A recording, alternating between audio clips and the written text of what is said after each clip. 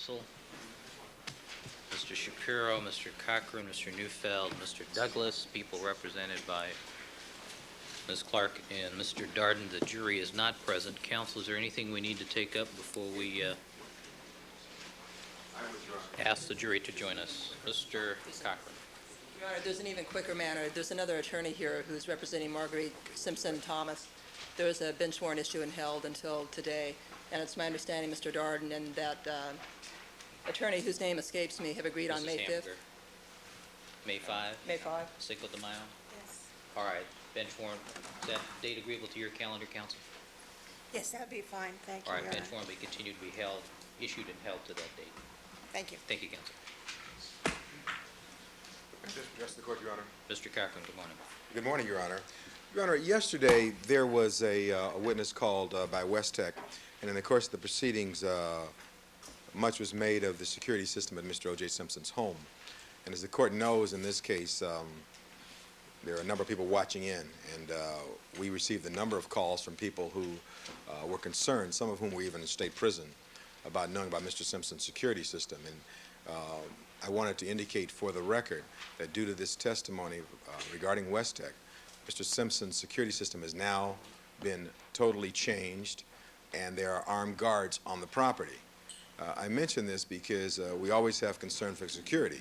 The court knows there are still occupants of that home, and I think it's important that everyone know that at his own expense, Mr. Simpson has done this, and he has a strong desire to not have his property invaded or intruded, and that his rights of privacy are protected, and he has paid out of his own pocket to have that entire system revamped and reconfigured as of last night. So I guess it's kind of a little burglars beware, if the court pleases. All right. Thank you, counsel. All right. Mr. Darden, good morning. Are you ready to proceed with your next witness? Yes, Your Honor. All right. Anything else we need to take up before we invite the jurors to join us? All right. Deputy McNair, let's have the jurors, please. Gentlemen, record to reflect that we've been rejoined by all the members of our jury panel. Mr. Darden, you may call your next witness. Thank you, Your Honor. Good morning, ladies and gentlemen. It's Friday. Yes, it is Friday, isn't it? Thank you, Your Honor. The people called Charles Cale. All right, Mr. Cale, would you come forward, please? Sir, can you please raise your right hand? You do solemnly swear that the testimony you may give in the cause not being before this court should be the truth, the whole truth, and nothing but the truth, so help you God? I do. Please have a seat. Your witness stand and state so your first and last name for the record.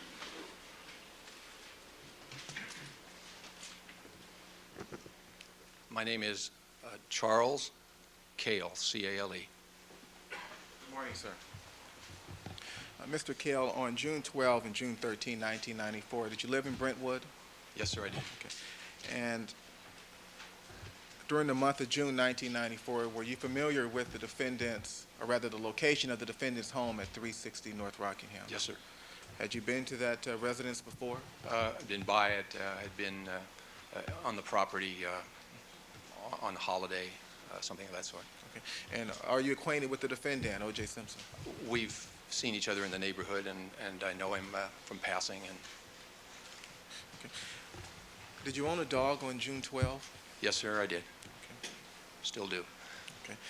And directing your attention to the morning following the murders of Ron Goldman and Nicole Brown, and this will be Monday, June 13, 1994. On that date, at approximately 7 o'clock in the morning, were you on Rockingham? Yes, sir, I was. Okay. Were you in a car? Yes, sir. Were you alone? No, I was having somebody drive with me to the airport to take my car back home. Okay, so you were en route to the airport? Correct. Okay. And on that date, Monday, June 13, at 7 a.m. in the morning, did you drive down Rockingham? Yes, sir. Okay. And did you pass the defendant's residence at 360 North Rockingham? Yes, sir. Okay. Now, from which direction were you driving? I was driving from north to south. Okay. So you were, just right there. And as you approached the defendant's residence, did you have to pass through the intersection at Ashford? Yes, sir. And did you pass through that intersection? Yes, sir. Okay. Now, you've been at that intersection before, at Rockingham and Ashford, is that right? That's correct. Okay. And I take it that you passed through the intersection on your way down to Sunset Boulevard? That is correct. That's And is there a path or a course that you usually take as you drive down to Sunset? Yes, sir. There is.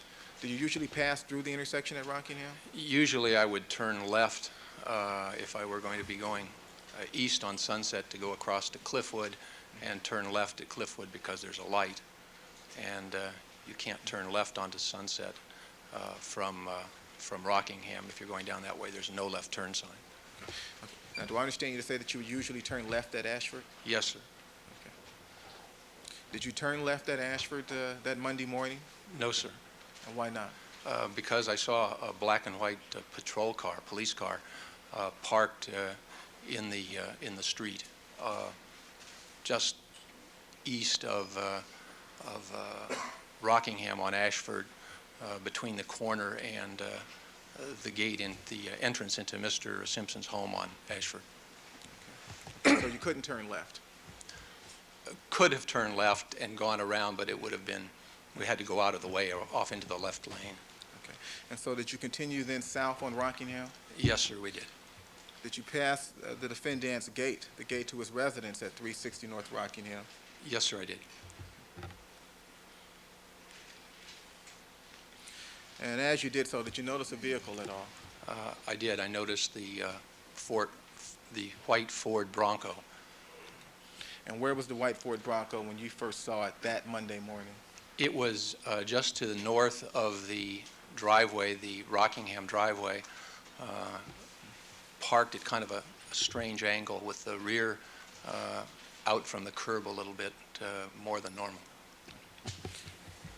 And did you pay particular attention to the Bronco? Yes, sir, I was surprised to see it, and so I noticed it. Okay. Why were you surprised to see the Bronco at that time?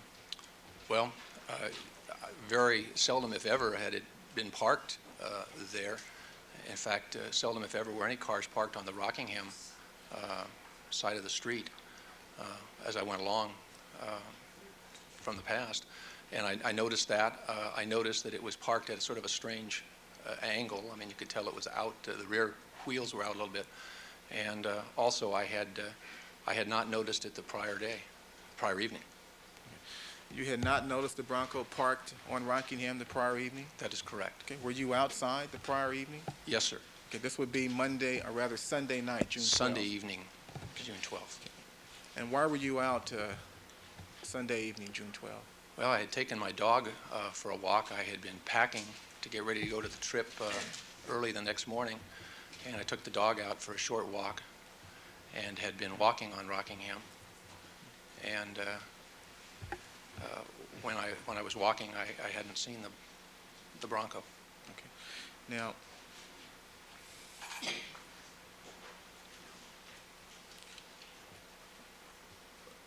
what time was it, if you recall, that you walked your dog Sunday evening? About 9:30, 9:45 period.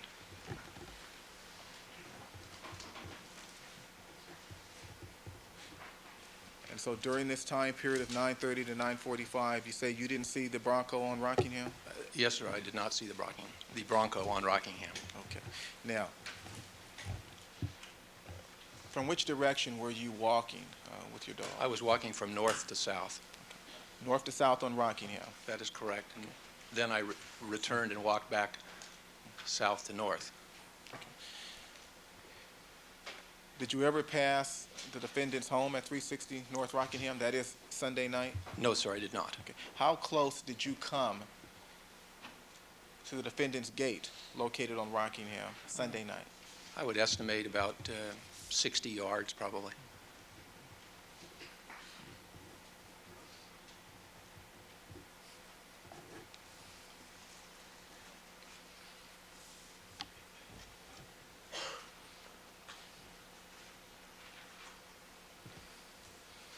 Now, you mentioned a moment ago that seldom, if ever, have you seen the Bronco parked on Rockingham.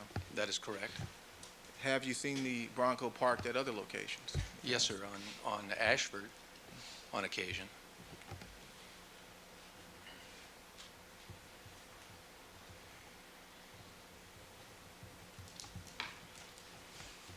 one moment, Your Honor. Certainly.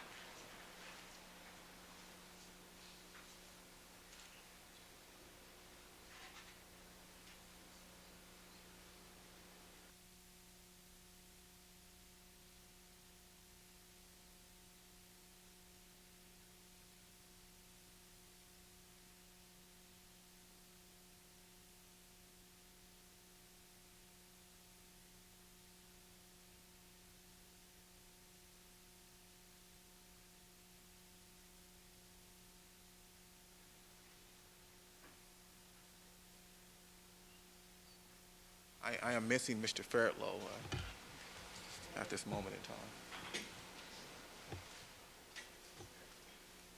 Yes.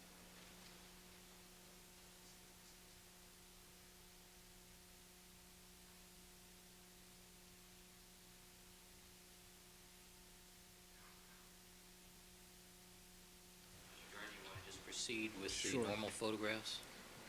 I'm sorry? Do you want to proceed with the normal photographs and just do it the old-fashioned way?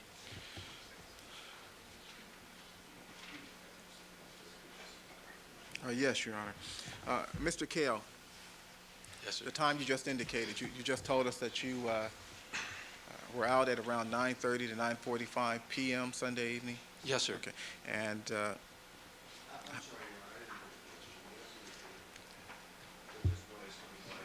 Should be right there.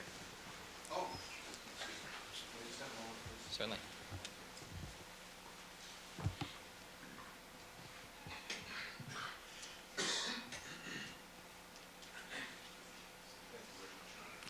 Mr. Darden. okay, you indicated that you were out around 9:30 to 9:45 p.m. Sunday night. Yes, sir. Okay. And how is it that you arrived at that time? That is the 9:30 to 9:45 p.m. time.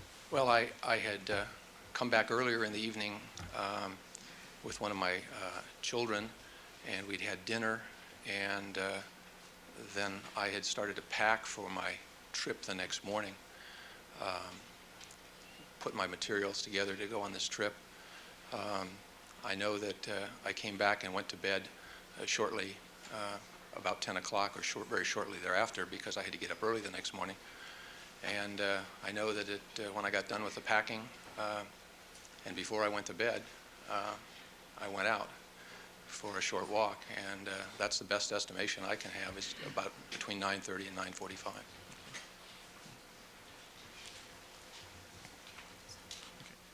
Sir, how certain are you that the Bronco was not parked near the gate at Rockingham that Sunday evening? I'm very certain.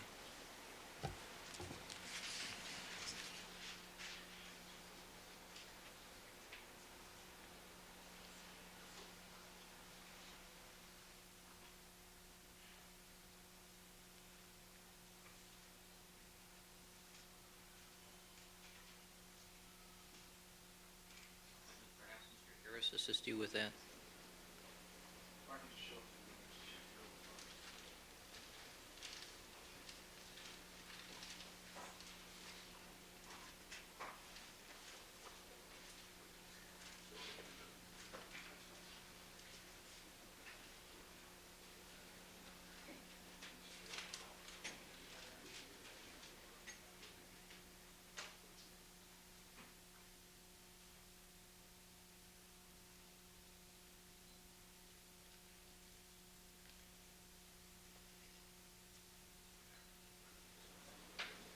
Yeah, I have a photograph here, an aerial photograph, and if you mark the information on it.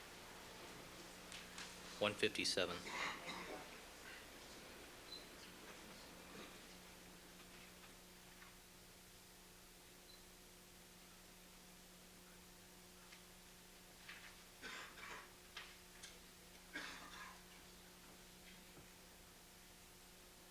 You don't just take it out and use it on the Elmo?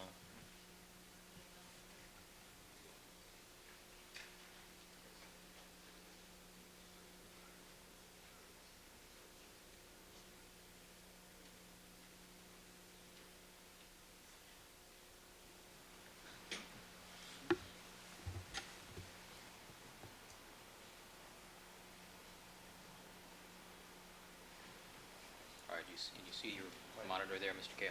Yes, sir. All right. Mr. Darden. looking at that photograph, Mr. Cale, can you indicate for us the point, or rather the closest point that you came to the defendant's gate on Rockingham? Well, I just have to align myself here. It was in the area of, as you look at Rockingham, about a little farther than halfway up on the top to bottom line here. You see there's something that's sort of red, a vehicle of some sort that's red, and then, which would be on the east side of the street, and then if you come across diagonally, there's a car, looks like a car, a lighter colored car, on the west side of the street. Mr. Cale, we're going to place an arrow on the screen. If you will, please direct the arrow. Well, okay, bring the arrow north on Rockingham, farther, and now go to the right there. So a line from that vehicle across to the left to the vehicle on the west side of Rockingham down here. So you are on the opposite side of the street. No, that line in there, the right, going all the way to the corner, right in there, that area. Right there. Okay, can we come back and just place the arrow? I would say that would be that's the general area, not all the way to the corner, but Okay, can we come back and place the past the arrow? driveway on the right for the house on the north side of the street. All right, so you're on the west side of the street, is that correct? I was walking in the street, not just necessarily on the dog sort of goes back and forth, and there.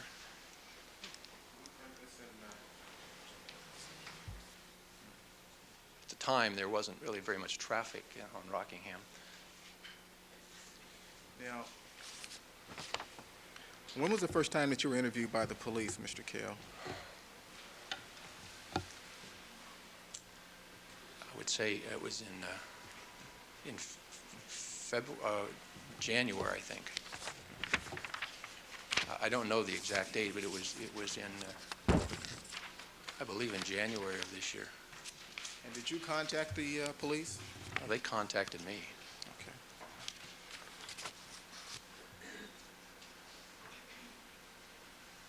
Now, you do live in the area, is that correct? That is correct. Okay. And you would prefer not to have your address published, I take it? That is correct.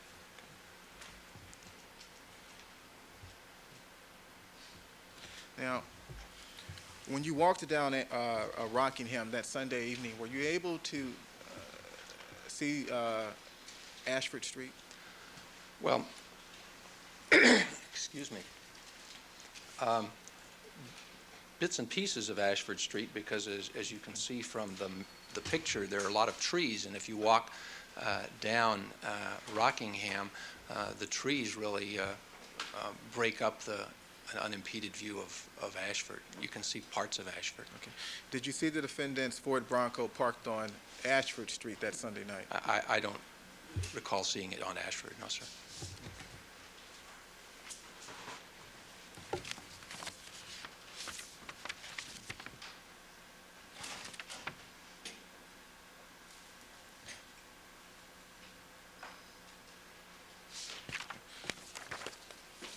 Thank you, that's all. Mr. Shapiro? Your Honor, before we begin cross, may we approach the reporter for a moment? With reporter? Yes.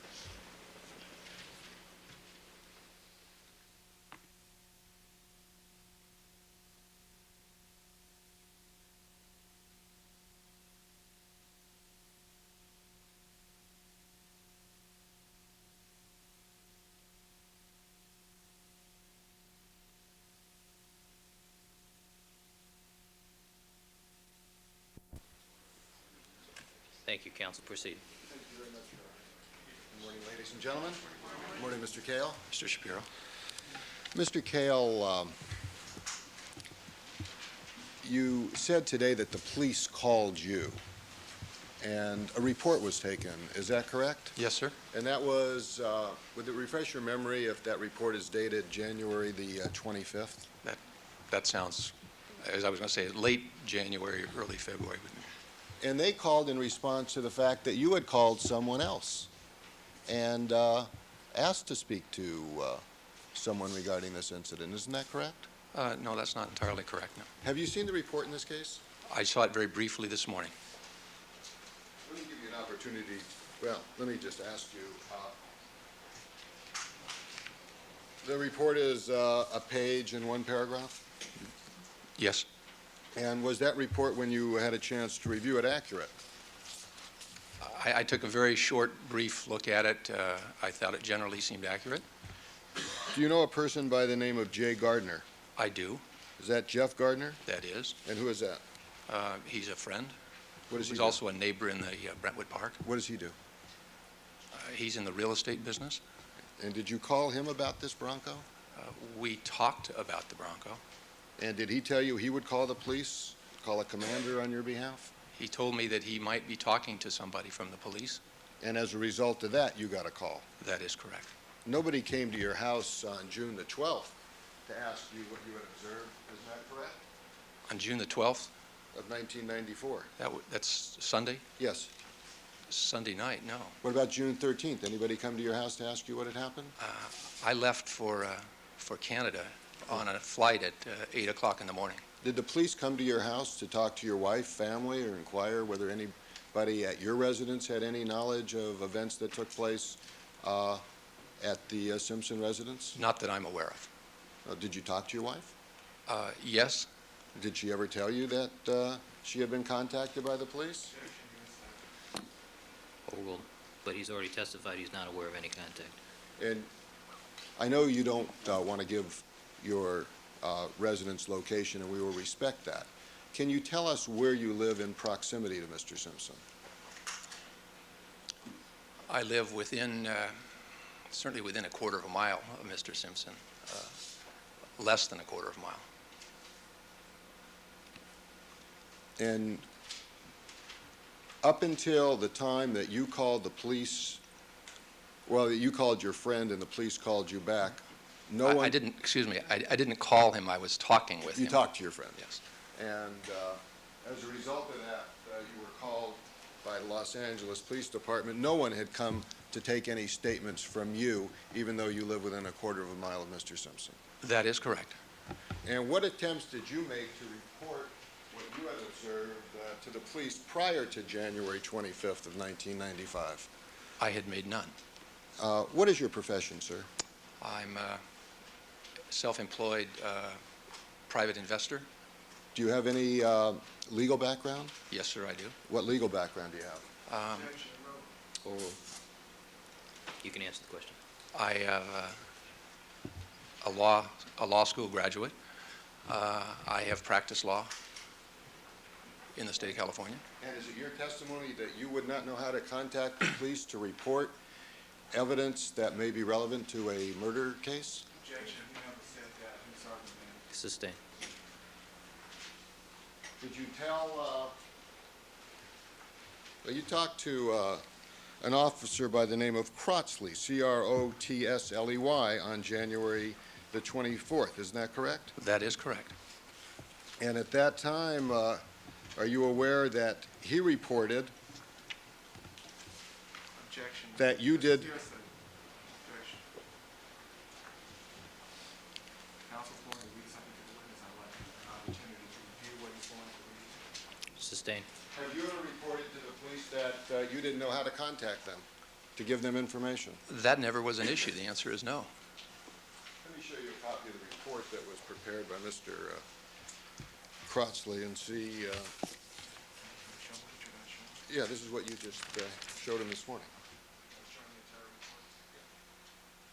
That's all I have. May we have that, please? Counsel, I thought I directed you both to direct your comments to the court. All right, Yes. let's proceed. Your Honor, may we approach, because apparently I do not have the complete reports. He does not have the complete reports with him, Your Honor. There's a distinction. All right, with the court reporter, please.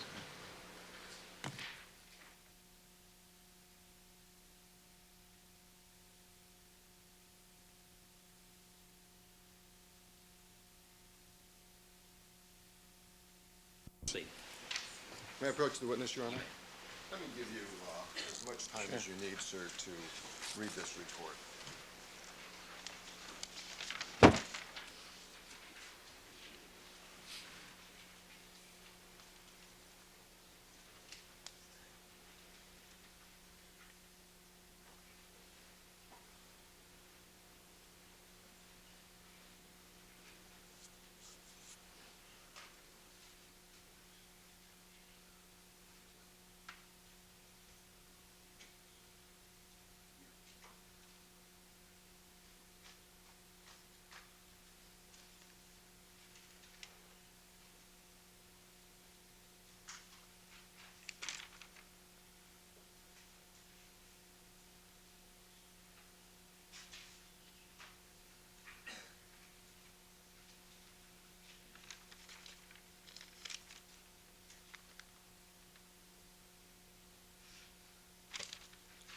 I've taken a look at it, Mr. Shapiro. Have you had enough time to read it? I've read it. Excuse me. Do you see if there are any errors or omissions in that report? Well, as I told you before, I don't think there was an issue of my not knowing who to contact in the first paragraph. No, what is the error in the first paragraph? He said it says in the sentence that Mr. J. Gardner stated that a friend, Charlie Cale, had information regarding the Bronco but did not know who to contact. I don't know what Mr. Gardner stated, but so I don't know whether that's, I guess that's somebody else's comment. Let me just ask you on that point, then we'll move on. Did you ever tell Mr. Gardner that you had information but you didn't know who to contact?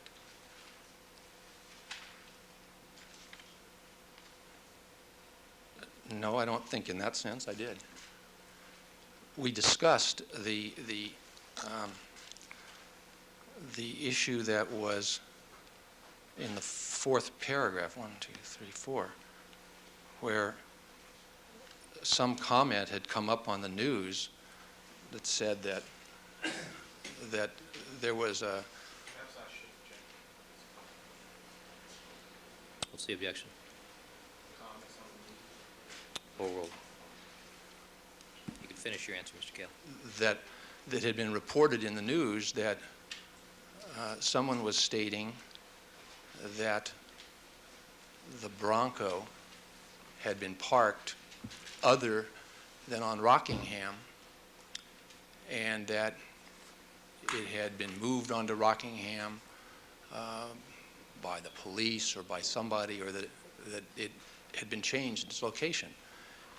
And Mr. Gardner and I were talking, and I said I just had heard this, and he raised the question with me, and I said that's not the case, because I saw the Bronco on Monday morning when I went to the airport, and I had taken a walk the night before, and it hadn't been there. So that's how the whole subject came. So you ask also if I knew how to go get a hold of anybody in June. In June, there was never an issue that I was aware of about where the Bronco was or was not parked. I take it that you know that there was a preliminary hearing in this case, Yes, sir. and I take it you know that that was televised. Yes, sir. Did you see any part of it? I don't think I saw more than 5 or 10 minutes of the whole hearing. Did you? On the news, perhaps, but I did not watch it. And did you see any news reports of any issue regarding a Bronco? I saw news reports that indicated that there was a Bronco parked there, and there was an issue of what was in it or on it or things of that sort. So you knew as early as July of 1994 that the Bronco was at least an issue in this case, being a lawyer, did you not? The Bronco was an issue. I don't know that it was an issue. I knew it was an element in the case. And you're a reader of newspapers, are you not? Yes. You read about this case in the newspapers, did you not? I read it in the newspapers, yes, sir. And you were aware of something that's been referred to as a low-speed follow involving a Bronco. Overruled at this point. I'm familiar with that. And so, as a lawyer, would it be fair to say that you could conclude that the Bronco was an issue in this case? I don't practice law, but as someone who used to, I would say that the issue of the Bronco was in the case. However, there was nothing that I had seen or not seen about the Bronco that I thought was any issue until the latter part of January. Being in close proximity to the Rockingham residence of Mr. Simpson, did you find it unusual that no one contacted you, whether you heard any unusual noises on June the 13th? No, sir.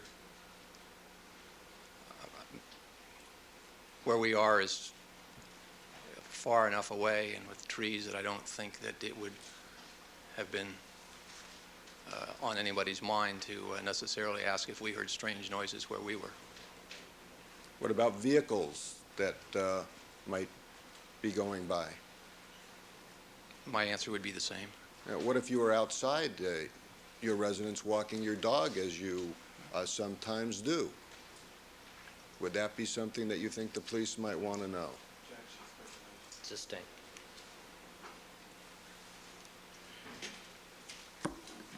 Are you familiar with the vehicles of all your neighbors?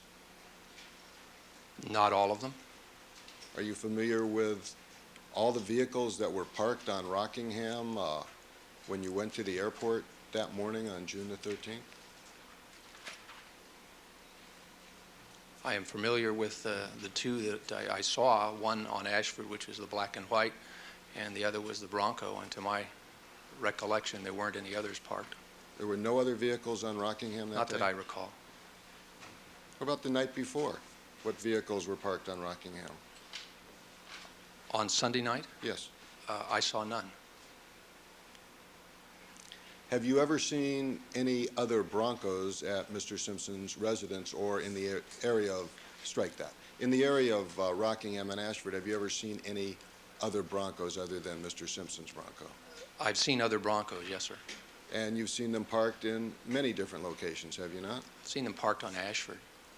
Have you seen Mr. Cowlings in the area of Mr. Simpson's residence? Yes, sir, I have. And have you seen his Bronco parked on Rockingham?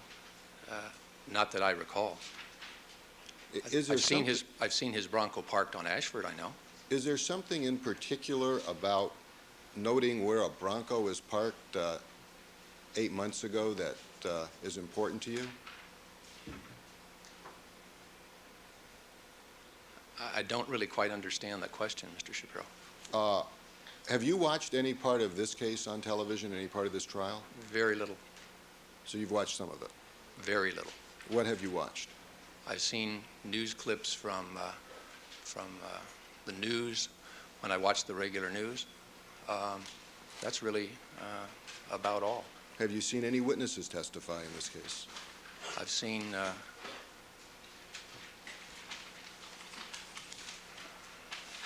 saw Detective Furman briefly, and I don't know the detective, I don't even know his name, was here in the gentleman sitting behind counsel. I saw, Indicating Detective Lang. and I probably saw 2 or 3 minutes in total of Ms. Lopez. And you were aware that all 3 of those people gave testimony regarding the Bronco, are you not? Sustained. Be stricken, jurors to disregard. I'm sorry, are you aware that Detective Furman gave information regarding the Bronco? I really don't know what information Detective Furman gave about the Bronco, if he did. About Detective Van Adder? I did not see Detective Van Adder at all, even on the news that I can recall, so I don't know what he talked about. What about Detective Lang? I don't remember anything that he talked about. I just remember seeing him. Can you tell one Bronco from another?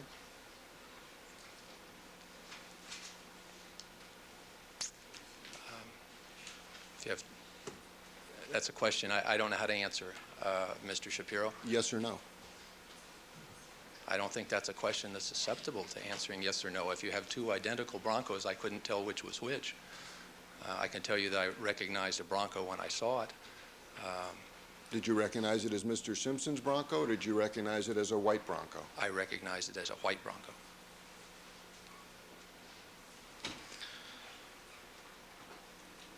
And the closest you got to the Simpson residence is where you've put this reddish-orange marker on the Elmo? That's my best recollection.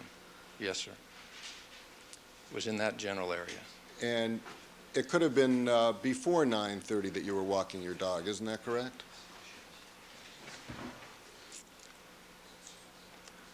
Don't think it was.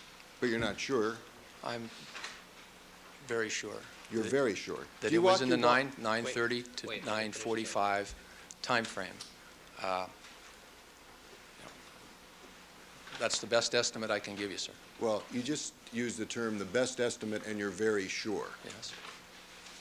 I don't think those are inconsistent. So you would, in your definition, your best estimate is being very sure of something. When you have a period of time within certain parameters, I'm very sure of my estimate, that it's in that range of time. Could it have been 9:25? I don't think it was. Is it possible? I guess it's possible. I don't think so, though. Do you walk your dog at a regular time every evening? No, sir, I do not. Do you walk your dog every evening? No, sir, I do not. Do you walk your dog every day? No, sir. I walk the dog sporadically on occasion. Did you walk, when was the last time you walked your dog before the evening that you've testified to? I don't have a specific date. I walked it within that week, I know. What cars did you see on Rockingham when you walked your dog within that week? I don't remember that.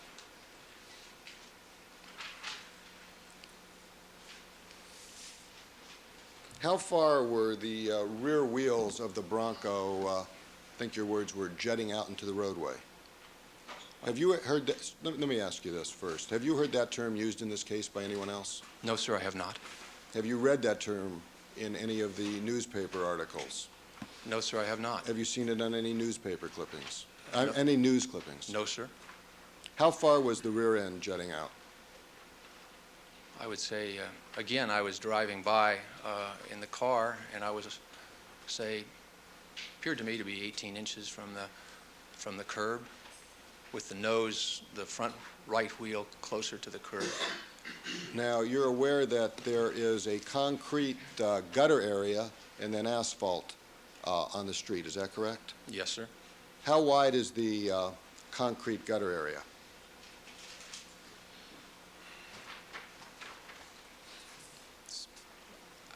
I don't know. Could you 6, get- 8 inches, I would assume.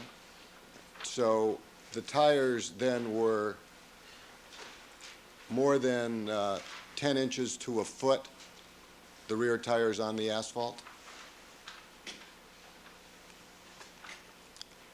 I really can't say. Again, we were driving by. I looked and I saw that the car was out at an angle which wasn't parallel to the curb. I didn't stop and look. You just gave testimony that was 18 inches away from the curb. I said that was my estimate. I believed it looked like it was about 18 inches from the curb. The nose wheels were close against the curb, and the rear wheels were out from it. And if the concrete area is 6 to 8 inches, then by simple, isn't that what you testified I guess to? when you say concrete, you mean the curb comes down onto the street? Is there a concrete gutter area on Rockingham? There's a curb, and then the curb necessarily makes a gutter when it, I guess you'd say, when it comes to the street. And my question to you is, how wide is the gutter? Oh, well, do you understand the question? I really don't, Your Honor. All right. Describe the curb, the gutter area, and the asphalt on Rockingham adjacent to the Simpson property. I believe that there is a concrete curb. The curb goes down to the street and then out some inches, which I think is what I said, 6 to 8 inches from the vertical. And at that point, the asphalt starts. So your testimony then is if the car is 18 inches out onto the asphalt, 18 inches from the vertical curb. are you, from the vertical curb? Yes, sir. So that it would be on about 10 inches of asphalt. Those numbers, yes, sir. I'm not saying that well, if you take the numbers, that would appear to be correct. And those are the numbers you've given us. That's the numbers I've given. Were you driving the car on the way to the airport? No, sir, I was not. But you were on the passenger side. That is correct. Did you see any other vehicles in the area of Rockingham and Ashford other than the one black and white police vehicle and the white Bronco? I have no recollection of seeing any others. It really wasn't an issue. I mean, we were going to the airport. I saw the police. I said, let's go straight. I saw the Bronco, and we continued. You saw the police or you saw a police The vehicle? police vehicle, the black and white. Did you see any policemen? No, sir, I did not. Did you see anyone guarding the Bronco at 7 o'clock in the morning? No, sir, I did not. Did you see the Bronco cordoned off in any way to look like it was being secured? No, sir, I did not. Did you see the house cordoned off as if it was a crime scene area? I don't have any recollection of that.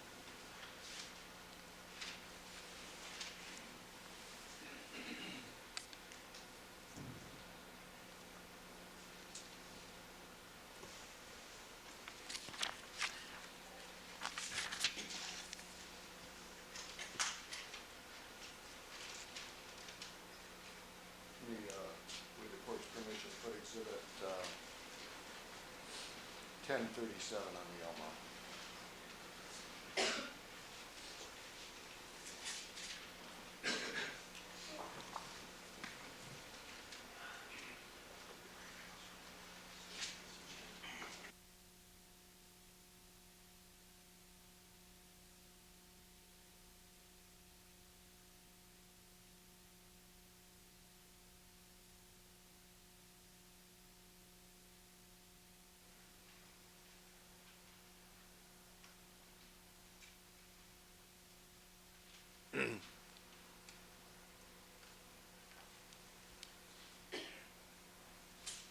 I want to direct your attention to the photograph that's being displayed.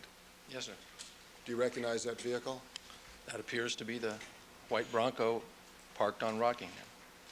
Do you know who owns that vehicle?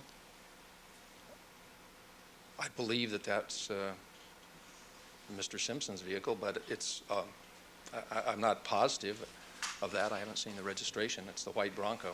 And what is it about that vehicle that leads you to believe that it's Mr. Simpson's from this photograph? Well, it appears that that's Rockingham, and the car is parked with the rear wheels out. That's all I can say. Now, how does that identify it as being Mr. Simpson's Bronco? Well, that's the white Bronco, whatever the white Bronco was that I saw. And would you say that the wheels are in the same position you saw as you were driving by as a passenger on the way to the airport? That looks correct. And you would say that the back tire is 10 inches onto the asphalt? Well, looks like the outside part of the tire is a couple of inches on the asphalt, and the front tire is closer in. And you describe that as jutting out and being very unusual. I think I said it jutted out. Would you describe that as being unusual? I don't think that's a paragon of parallel parking, but is it parked illegally? I don't know. The front wheels are in and the back wheels are out farther. That's what I saw when I was on the other side. And how much time elapsed when you passed by that vehicle? What point? At the time you were on the way to the airport? We slowed down when we came to Ashford, thinking we would turn onto Ashford. I said, let's go straight. So we passed it going, accelerating from 5 or 10 miles an hour to 20 miles an hour, 25 miles an hour. We just drove by in passing. probably saw it a couple of seconds. Who was driving you? A young man by the name of Joel, How do you spell that? Joel. And did you mention anything to this individual about walking your dog the night before? Or will? Not about walking the dog. I mentioned to him, I said, that's strange. The car is parked there and it wasn't last night. When was the last time you talked to this man? Probably yesterday. He works for you? He does on occasion, yes. In what capacity? He drives. Your chauffeur? I wouldn't have it raise it to that dignity in the sense that he's not there all the time, but he just drives and does errands.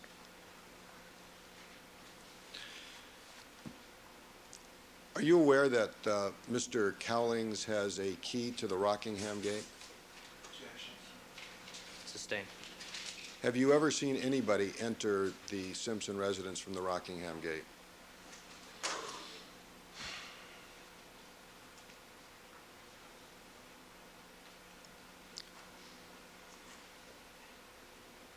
I don't know that I ever have seen anybody enter from the Rockingham gate. I've seen people come out from the Rockingham gate.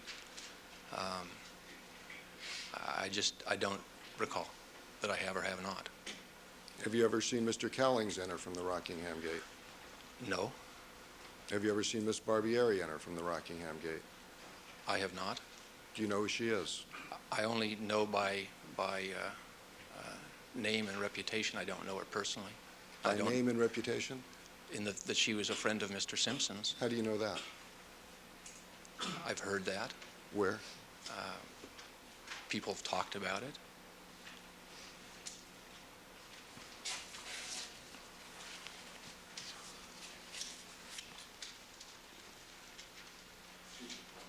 Certainly.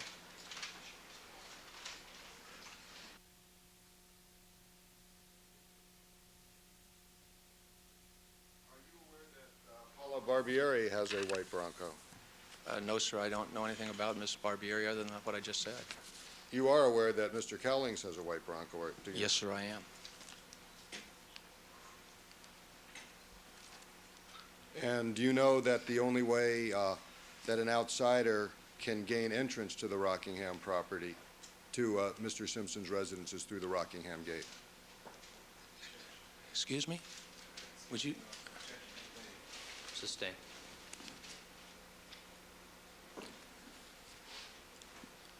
Is there anything in particular about the Simpson residence that causes you to focus on it? Well, it has a. Or will? You can answer the question. Yes. Mr. Simpson is a celebrity. Certainly I think one of the most well-known people in the neighborhood. Also, it's on the corner where you either going south or, either going west or east on Sunset. If you're going to go to Sunset, you go by Mr. Simpson's house. It's distinctive. It's Christmas lighted brightly. I mean, I think it's a focal point. And you said it was lighted brightly. So you can, by walking by, see that house and focus in? I said at Christmas. Oh, at Christmas. Yes. What about normally? Isn't there a halogen light on the corner of Ashford and Rockingham? Street lamp? There's a street lamp at the corner of, yes, sir. And doesn't that illuminate the front of the Simpson property? Not the light I know there are lights on the property. Or will? He can answer. There are lights on the property. There's a blue, if that's a halogen light, and there's some other lights on The property is very well lit at night, is it not? Beg. I want to rephrase the question. Are you aware of the lighting on the property at night? what you can see from the street. And what can you see from the street? There's one of the trees I know is uplit on Ashford with I'm not sure if halogen is the blue light, with a bluish green light, as I recall. There are some lights that you can see around the, again, that there is some light around the driveway, and that's really all I can recall, that there's some lights in the back by the pool area sometimes that you see. On the night before you left for the airport, did you see a limousine in the area of Ashford and Rockingham? No, sir, I did not. If there was a limousine parked outside the Rockingham gate at about 9:30, would you have been able to see it? Overruled. I believe so. And if there was a limousine driving up Rockingham to Ashford, would you have been able to see it? Overruled. You can answer the question. I believe if it had had its headlights on, I would have. And if there was a limousine parked across the street from Mr. Simpson's residence on Ashford at 9:25 to 9:35, would you have been able to see it? Sustained. That's the form of that question. Regarding a limousine, did you ever see any limousine parked along Ashford that night while you were walking your dog? Overruled. I did not see a limousine parked on Ashford when I was walking the dog. And you're a pretty meticulous person, and you're very, very observant of things, are you not? I don't know how to answer that. I don't know. My wife doesn't think I'm as meticulous, perhaps. Join the club. I try to be observant when I'm out walking at night. Did you see any people walking in the neighborhood when you were out at 9:30? No, sir, not that I recall at that time. You recall seeing a limousine driver outside of Ashford smoking a cigarette? Overruled.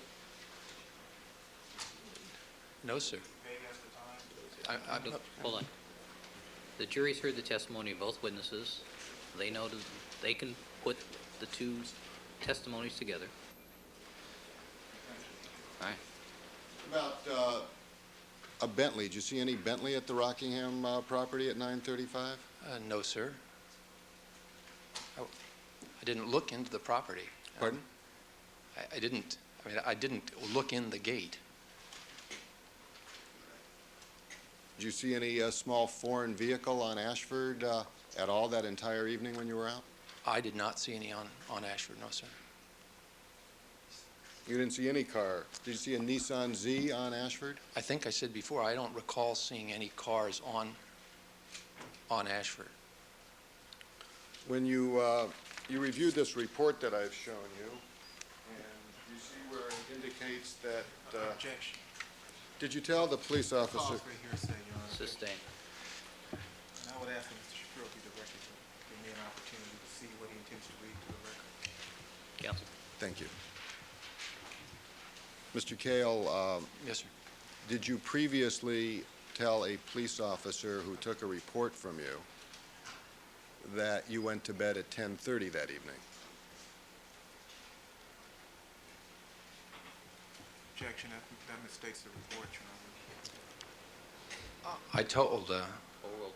I told the police officer that I recall getting home to try to get in bed sometime after 10, between 10 and 10:30. It says here that I said 10:30 because I wanted to be in bed early because I had to get up early the next morning. I don't know whether I told him I was in bed at 10:30 or 10:15 or 10:10. Do you know what time you were in bed? I know I was in bed by 10:30. I think I was probably in bed earlier than that, actually. Are you as sure of the time you were in bed as sure of the time you were walking your dog? I'm sure that I was in bed between 10:15 and 10:30. I think I may well have been in bed before 10:15, but I wasn't in bed at 10. You would agree that it's very difficult to be precise on times unless you're looking at a clock for a specific reference. Isn't that true? I think that that is true. Thank you. May I just have a moment?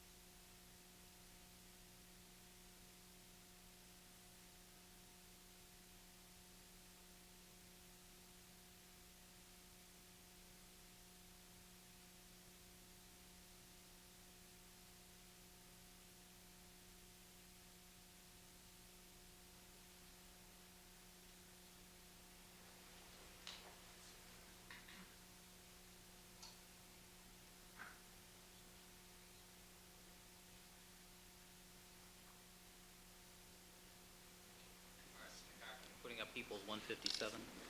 Yes. That's 157A. 157A. Yes. 157A. Madam Reporter? 157A, this exhibit. Let's see if we can get it up on the Elmo. Can we put that on the Elmo, Your Honor? It appears to be. On the big screen here? There we go. Mr. Cale, how far is your house from the red line you've drawn? Objection, You can tell us in distance.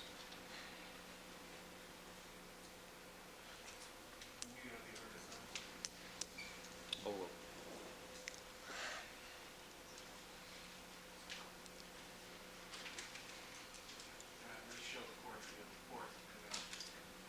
well, well, what I'm interested in probably is how long it would take to walk from his yard, walking his dog to that location, That's precisely the point, Your Honor. knowing the particular idiosyncrasies of this particular dog. Walk with the dog, it would take me 3 or 4 minutes What's the distance? depending upon what the dog was doing. What's the distance? I could, without the dog, I could walk it in probably 2 minutes. What is the distance in, you gave us before a distance of a quarter of a mile Well- from your residence to the Simpson residence. What's the distance from your residence to the red line? Well, as I said before, I live within a quarter of a mile. It's less than a quarter of a mile. I mean, I don't know, Your Honor, do you want me to tell him in numbers of specific yards? And No, I think walking it in 2 minutes is the material issue. I mean, it's less, with the dog, it could be, again, Would you trace the route that you walked your dog and directing the arrow on the Elmo? Please. That's not particularly relevant at this point. The route as to how he got there, the issue is how far down Rockingham did he get? How close to the Rockingham residence in the Bronco did he get? That's the issue. Would you indicate, thank you, Your Honor, on the Elmo, where you believe, where the Bronco was when you saw it on the 13th? Is this the full view, Mr. Harris?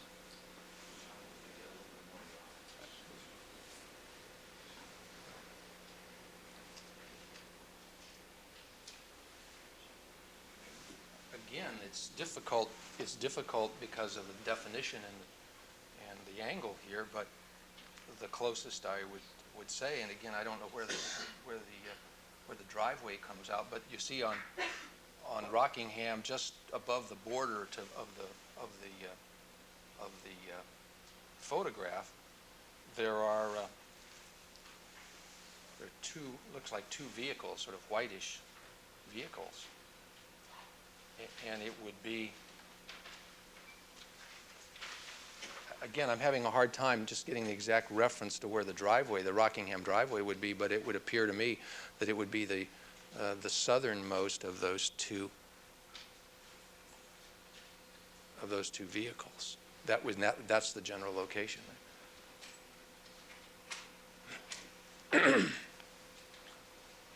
And how far in distance is that location from the distance that you walked your dog closest to the Simpson residence?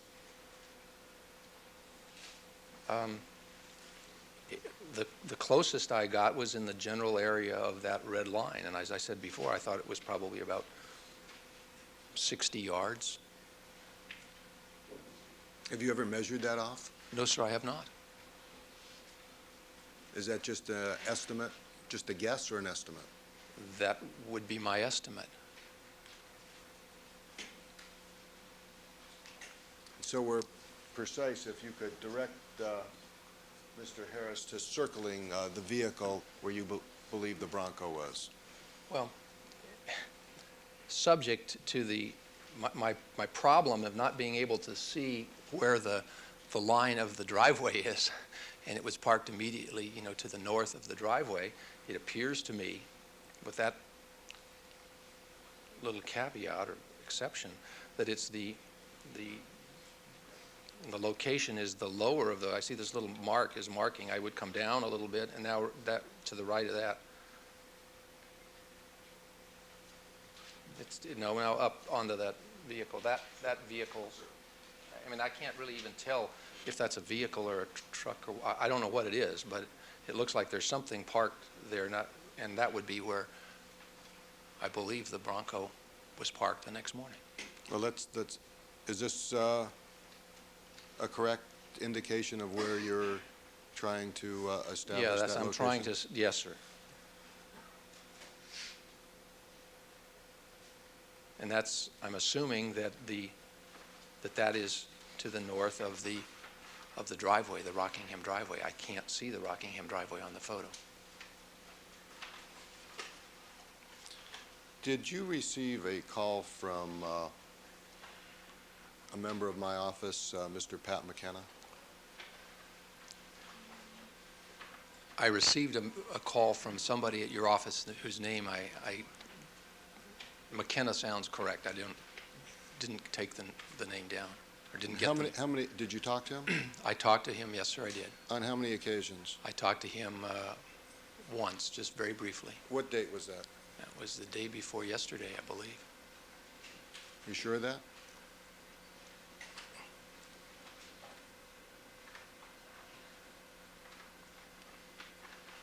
I believe so.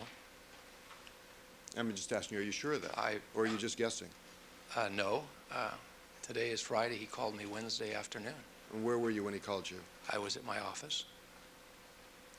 And did he ask to have an opportunity to speak to you about your observations? He said that he worked for the defense team and was an investigator, and he had seen my name from the district attorney's list, and he hoped to have a chance to talk to me at some point. I told him that I was leaving then. I didn't feel very well, and that we could talk later. You could talk later? We did not talk later. But you told him you could I said talk later. we could, let's call back later. And did you tell him when to call back later? You know, I said I'm leaving now. I said let's talk like maybe next week. Next week, I think that was what I said to him. after your testimony. I did not know at the time that I was going to be testifying then. Did you have his number? No, sir, I did not. Did you have my number? I received your number last night. Did you receive my home number? Yes, sir. And did you get a request that I would like to talk to you before you testified? Yes, I did. Did you call me back? No, I did Thank you. not. Nothing further. Mr. Darden? Cale, is there some reason that you did not call Mr. Shapiro back last night? Well, I received a call from a mutual friend sometime after 8 o'clock in the evening. I had really not been feeling well, as I had explained, and I did not know that I was going to be necessarily testifying today, and I didn't really think at 8:15 I needed to call him back. I didn't feel up to it. Okay. And did you attempt to explain this to Mr. Shapiro this morning? Yes, sir, I did. In fact, we dragged you out of your sick bed today, didn't we? Yeah. Yes. You've testified that you were out on Rockingham around 9:30 and 9:45 p.m. Sunday night. Is that correct? Yes, sir. Okay. And so if a limousine had parked on Rockingham at 10:22 p.m. Sunday night, you wouldn't have seen that limousine, would you? I was in bed. Don't know that I was asleep, but I was in bed. Okay. And if the limo was at Rockingham at 10:39, you would not have seen it? Same answer.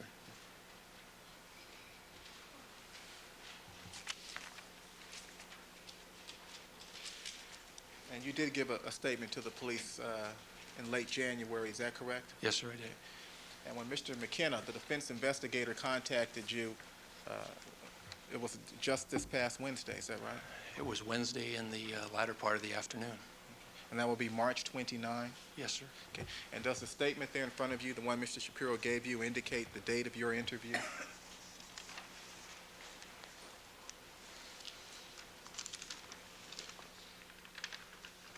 January 25, 1995. Is that So you right? spoke to the police on January 25, and Mr. McKenna contacted you on March 29. Yes, sir.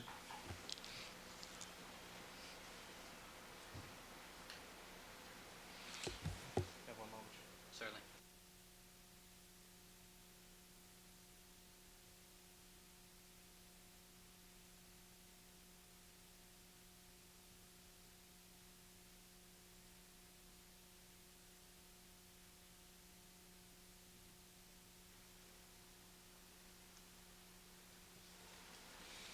When you spoke to the police in January, did you give them the approximate time in which you were out walking the dog? Yes, sir. Okay. Did you tell them about the Bronco not being there? Yes, sir. Thank you, sir. Mr. Shapiro? When you were walking your dog, sir, did you see a Bentley automobile driving up Rockingham? No, sir. If a Bentley had been driving up between 9:30 and 9:45, were you in a position to see it? It had its headlights on and was up that far to the corner. I would have been, yes, sir. You're familiar with what a Bentley looks like? Yes, sir. Have you seen a Bentley vehicle at Mr. Simpson's residence? Yes, sir. Did you see that vehicle driving up between 9:30 and 9:45? No, sir. When were you told by any member of the district attorney's office or prosecution that you would be required to come to court today? I was asked yesterday to come this morning to meet with Mr. Darden. I did not know that I was going to testify till I got here. What time were you asked yesterday to come to court?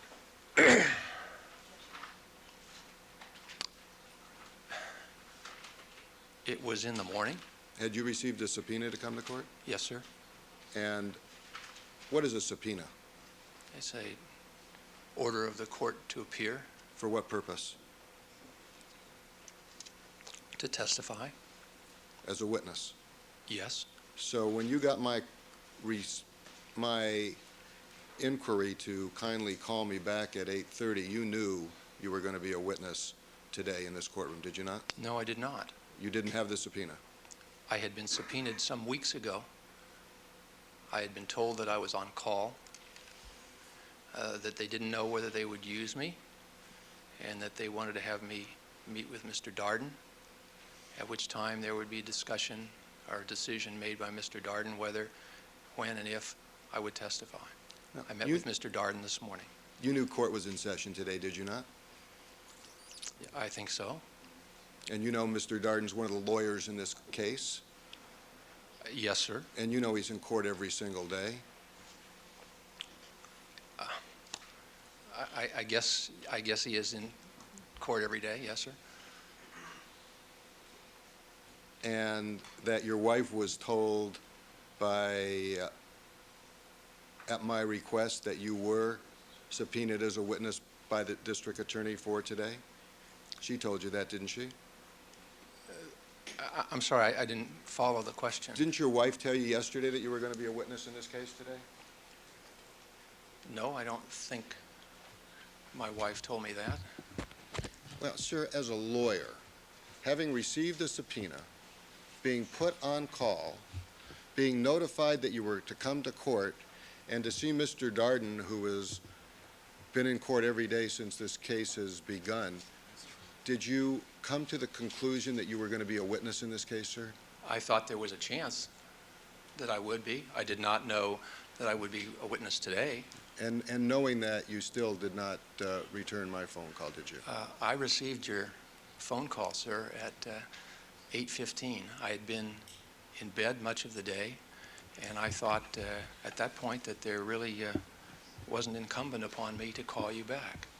And I also... I did make myself available here to you this morning. And I also told you this morning that if you were not feeling well, that we would have no objection to recessing this case and you coming back when you were feeling fine. Isn't that correct? That is correct. And at that point in time, you said you'd like to talk to Mr. Darden, didn't you? Yes. And I was never given the opportunity to talk to you until you took the witness stand. Isn't that correct? Objection, Your Honor. I don't... Objection. Sustain. Rephrase the question. Did you allow me to talk to you after that conversation? Mr. Shapiro, I was sitting there. I expected that you would come back. You didn't. I talked with Mr. Darden about whether or not he was going to put me on now or whether I should come back later. And what did Mr. Darden tell you? He said he wanted to put me on now. And did you tell him that you were feeling ill and that you shouldn't be put on? I told him I didn't feel particularly well.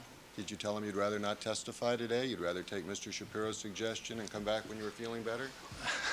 I'd rather not testify at all. Mr. Darden, anything else? Mr. Cale, I have nothing further, sir. Mr. Cale, thank you very much, sir. You're excused. Thank you. All right, let me see counsel without the court reporter, please.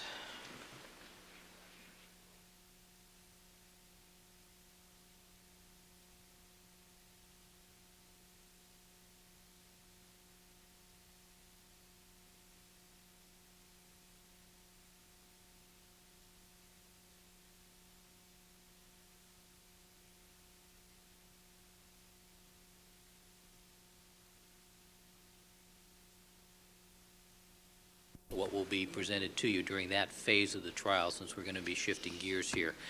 I anticipate that will take me a couple hours to do, so I'm going to cut you loose for the morning session. Please remember my admonitions to you. Do not discuss the case amongst yourselves, form any opinions about the case, don't conduct any deliberations, and do not allow anybody to communicate with you with regard to the case, and I'll see you back here Monday morning at 9 a.m. All right, we'll stand in recess as far as the jury is concerned, and as soon as they're cleared, we will reconvene for the evidence determinations.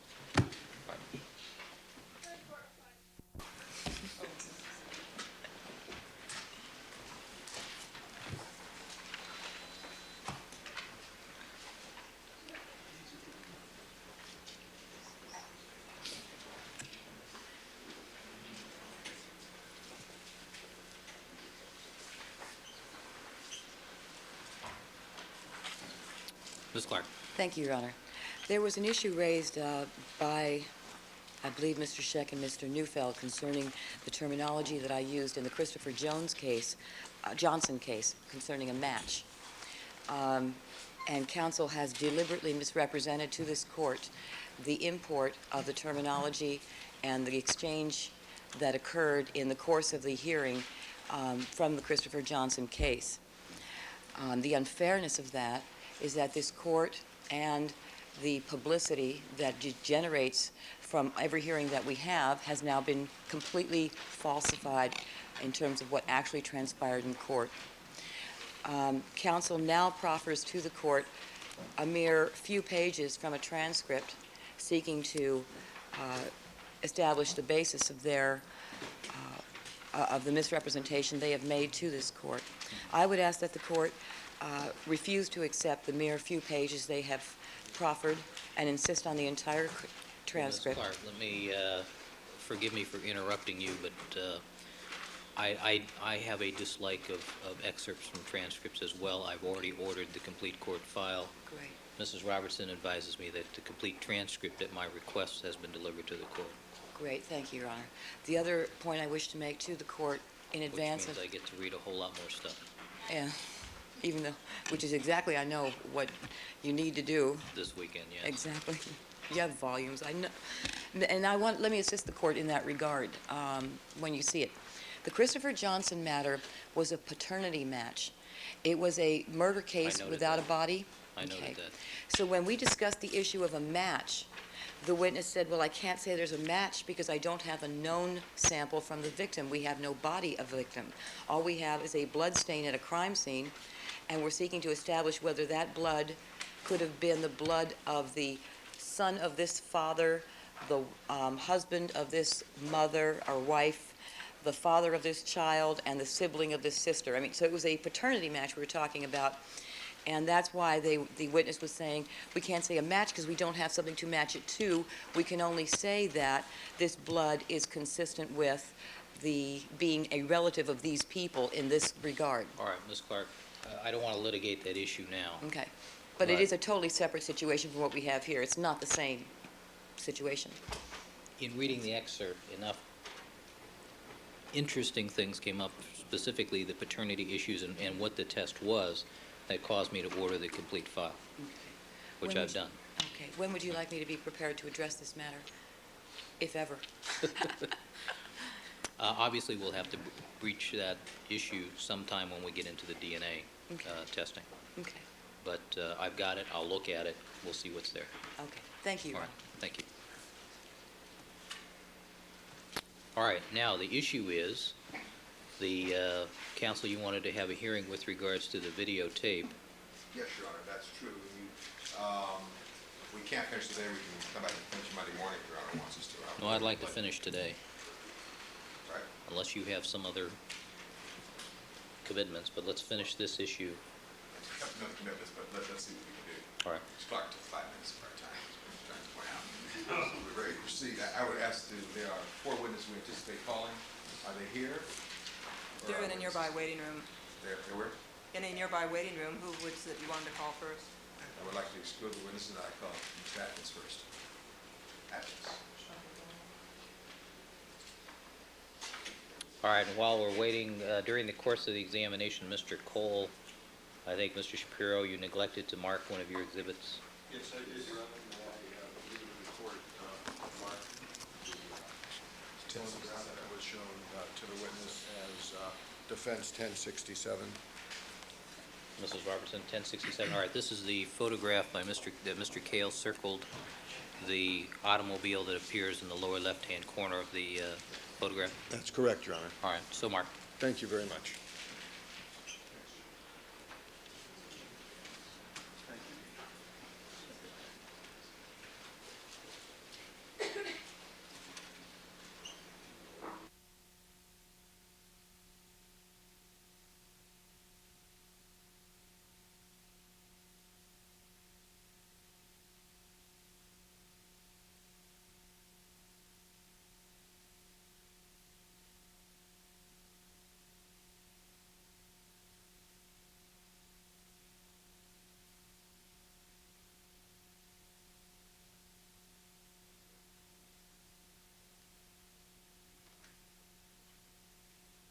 And Mr. Cochran, who are you going to want? Truth so help you God? I do. Please have a seat for witness stand and state and spell your first and last names for the record. David Adkins, D-A-V-I-D-A-D-K-I-N-S. Good morning, Mr. Adkins. Morning. And what is your occupation, sir? I'm the principal photographer for the City of Los Angeles, And by which department are you employed? the Los Angeles Police Department. And are you a civilian employee of that department? Yes, I am. And for how long have you been employed by the Los Angeles Police Department, sir? Almost 6 years. I'd like to direct your attention back to the date of June 13th, which I believe was a Monday, of 1994. Did you at some time on that date receive a call to come to a location on Rockingham in the Brentwood area? Yes, I did. And can you tell the court who called you at that time and what time did they call you? I was called by Detective Haro, and it was probably between about 1:30 and 2:30. Okay, Detective Haro called you? Yes. And what's his first name? I don't know. All right. And I think it's Bill. at, I think it may be Bill. all right, at that time you were, as I understand it, employed in the photo lab of the Los Angeles Police Department. And what was your title or rank therein? I'm the officer in charge of this section. I manage the day-to-day operations of the photographic section. All right. And that existed back in June of 1994? That's correct. All right. When you got this call between 1:30 and 2:30, what was the nature of the call and what were you asked to do? I was called to respond to photograph, make a video of Mr. Simpson's home. All right. A video of Mr. Simpson's home? That's correct. And you got these instructions from Mr. Haro? That's correct. And did Mr. Haro tell you why he wanted you to make a video of Mr. Simpson's home? No. All right. And based upon that call, did you do something? Yes. And what did you do? I responded by trying to locate a photographer. That was a very busy day, and I had to pull somebody from our dispatcher to take him out to the scene. And you ultimately locate a photographer? Would you repeat that, please? Did you ultimately locate a photographer? Yes, I did. And who'd you locate? Willie Ford. All right, and he was one of the gentlemen who works in your particular section? That's correct. All right. Did you have occasion to go out to the Rockingham residence? Yes, I did. And did you go with someone else? Other than Mr. Ford, The two of you went together? at that time, Yes. no, Okay, just the two of you went to Rockingham? that's correct. Okay. So what time did you arrive at Rockingham, if you recall? I don't recall, but I think it was probably somewhere around 3:30. All right, do you have any notes or any reports that were written contemporaneously with your observations back on June 13th, 1994? No, I don't. So everything you're testifying about now is from your independent recollection? That's correct. You've not been able to refresh your recollection on any kind of documents, right? Relating to what matter? As to the time you got the call, as to the time you arrived at Rockingham? That's et cetera? correct. You're testifying to your memory, is that right? That's correct. All right. So your best recollection is that you and Mr. Ford went out to Rockingham together and arrived there at about what time? Between 3 and 3:30. All right, and when you arrived there, did you have occasion to meet with any detectives? Yes. And were you present when any instructions were given as to what you were to shoot at Rockingham? Yes. Okay, tell us about that. Who did you talk to, first of all? When Mr. Ford and I first arrived, we were met by Detective Harper, and he explained that they wanted an overall of the exterior and interior shots. And then he handed us off to Detective Harrow. All right, so your first conversation was with Detective Harper, and what did he say about the exterior shots he wanted you to get? Nothing specific. He just requested they wanted general photographs of the exterior of the home. All right, when you say photographs, did he want a video of the exterior of the home? That's correct. And was Mr. Ford in your presence when those instructions were given? I'm not sure. All right, you recall that you were there? Yes. And would you assume that since Mr. Ford was going to do the shooting, that he was also there to hear this? Probably. Yes, I would assume he would be there somewhere. And then after your initial conversation with Detective Harper, you then were turned over to Detective Harrow, H-A-R-O, right? Correct. And where was Harrow when you first talked to him on that date? I don't specifically recall, but I think it was outside the front door of Mr. Simpson's home. Did you have a conversation with Detective Harrow? Yes. And who was present during that conversation? To the best of my knowledge, it was just Mr. Ford and myself. All right, and again, tell us about the conversation with Mr. Harrow. It was a reiteration of the first instructions that they would like to get videotape of the exterior as well as the interior of the home. All right. And any other instructions at that time? No. Were you told at this point why you were doing this? Why were you shooting, or were you about to videotape the Simpson home? I don't recall if specific instructions were given to us as to why we were photographing it. My understanding as to why we were photographing it was just to document the way that the home looked at this point in terms of what vehicles are there, what landscaping is there, and on the interior, what items are sitting where in the home. Was it kind of a record of inventory? Pretty much, yes. And did you also were you also told that you wanted to make a record of everything seized by the police pursuant to a search warrant? No. Did you not indicate that this morning? That was one of the things that you indicated that was your impression? No. You did not indicate that in the conversation this morning? No. Did you indicate this morning that one of the purposes of your doing this video was for civil liability purposes? That's correct. Tell us about that. There have been cases in the past when police officers have had an opportunity to enter a home or had an occasion to enter a home when claims have been made against the police department, such as things were missing, there was an expensive vase there, things of that nature, things were ruined.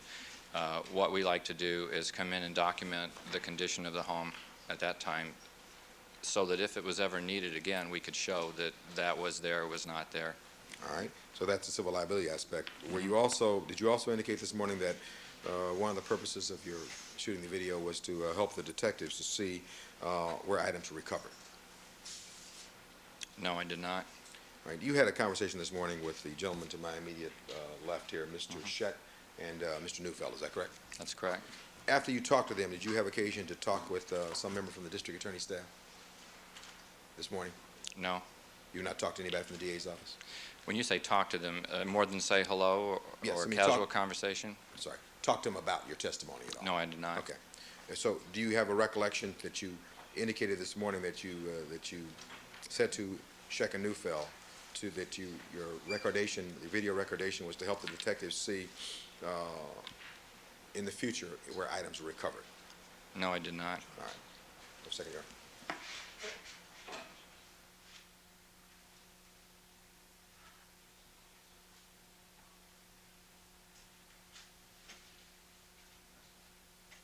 Did you ever indicate to either Messrs. Scheck or Neufeld that you wanted to make a video record, so if things weren't seized and you wanted to go back at a future time and seize them, you'd have an actual record of where these things were? Did you ever indicate that?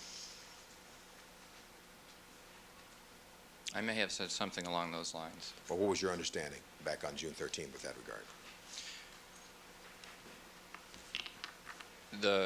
The reason that we photographed the inside was, as I stated, mainly was for the civil liabilities issues. Yes. Sometimes if a detective is reviewing this videotape and notices something else, they may want to revisit that location. All right. So it provides some help for the detectives in later search warrants if there's to be one, or where things are in the residence, right? There's a possibility that the tape could be used in that way, yes. All right, sir. Now, you've had occasion to see that tape, have you not? I have not seen the tape in its entirety, no. All right. Did you see it being shown at least partially this morning? Yes, I did. Is that the first time you've seen it? Yes, it is. Since June 13th? That's correct. All right. And the man who actually shot the tape, as I understand it, is Mr. Willie Ford, is that correct? That's correct. All right. And he's here this morning also? He is. All right.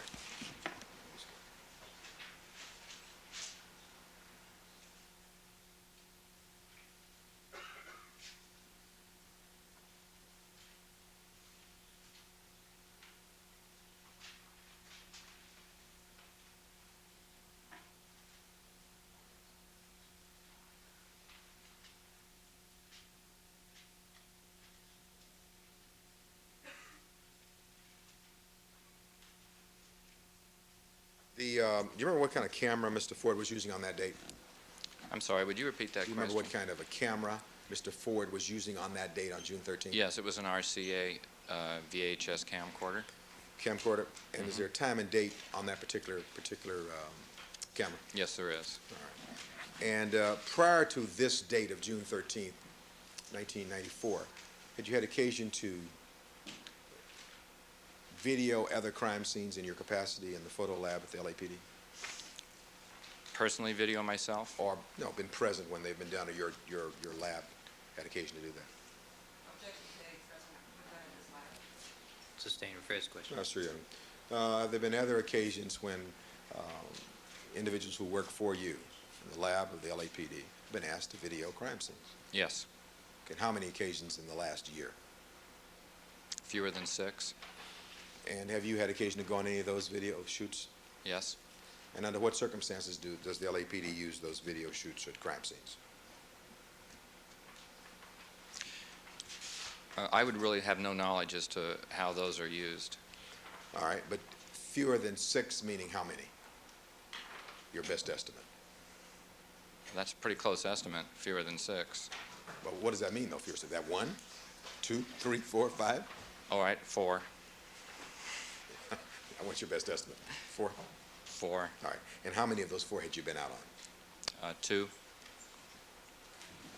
And you don't recall any particular reason why those 4 were chosen, or there were video shoots on those 4? We were requested to respond with video, and that's the reason, as far as my level is concerned, that All right. we videotape those. Would I be correct in assuming that back in June of 1994, you did not respond to every crime scene in Los Angeles to video shoot, right? That's correct. Okay. Did you ever, in connection with this case, ever go to the Bundy scene and do any video shooting? I went to the Bundy location. We did not do any video.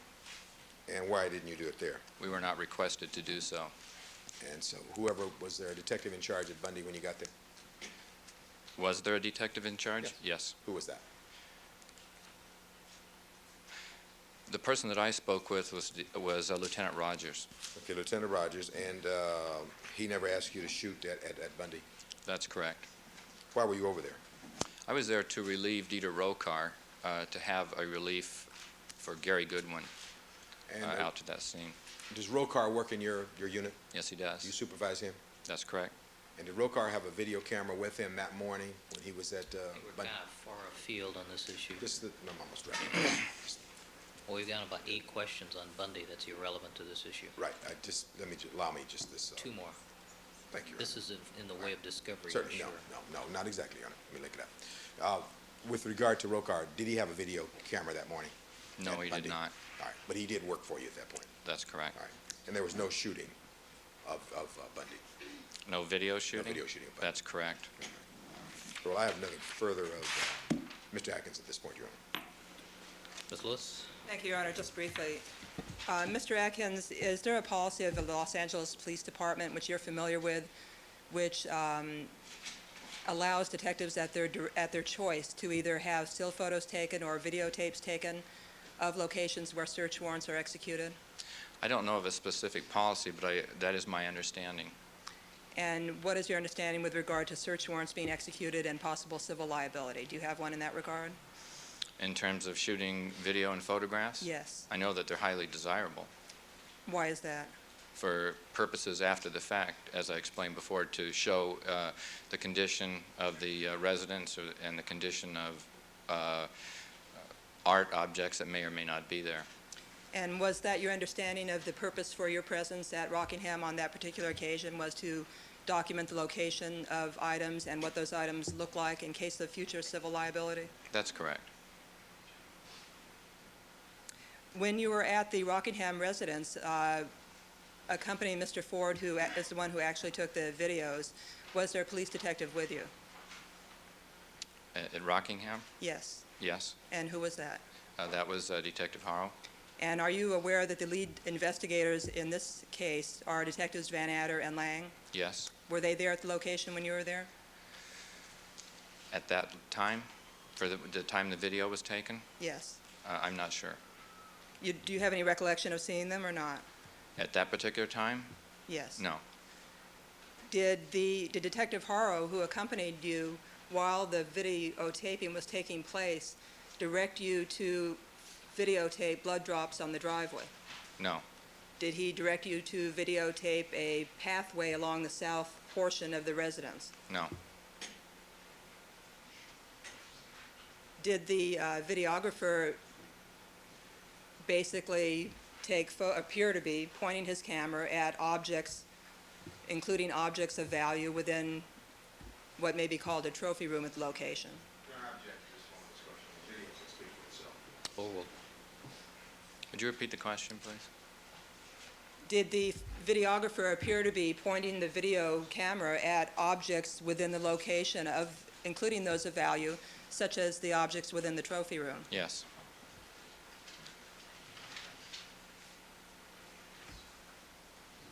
So it was your understanding that this video was to be taken for purposes of potential civil liability in the future, is that correct? That is correct.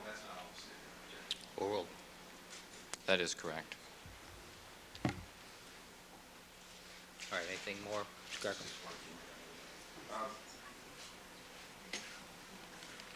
Did you indicate this morning to Mr. Neufeld that with regard to the 4 other crime scenes that your unit had been asked to video, that you sometimes did it where the detectives thought it would help their case? Did you indicate that? I may have, yes. All right. And were you asked to shoot blood drops in the foyer of the Simpson residence that day? Not specifically, no. Did you shoot that? Again, I was not the cameraman, but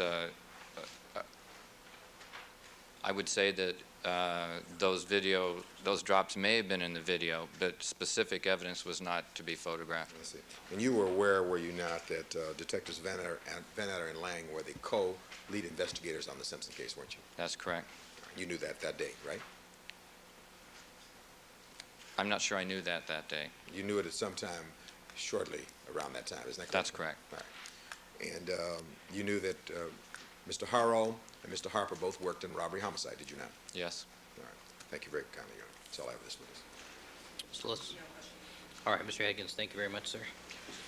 Mr. Ford?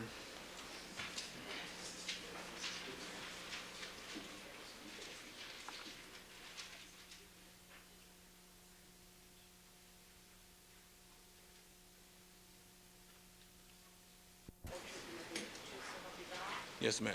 Please have a seat in the witness stand and state and spell your first and last names for the record.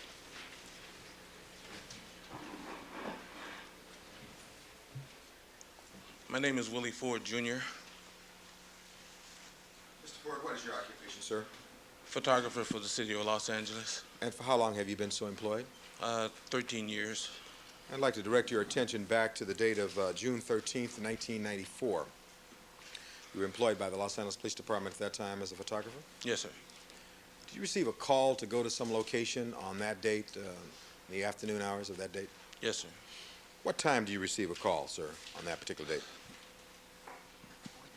I don't know the exact call, but it was afternoon.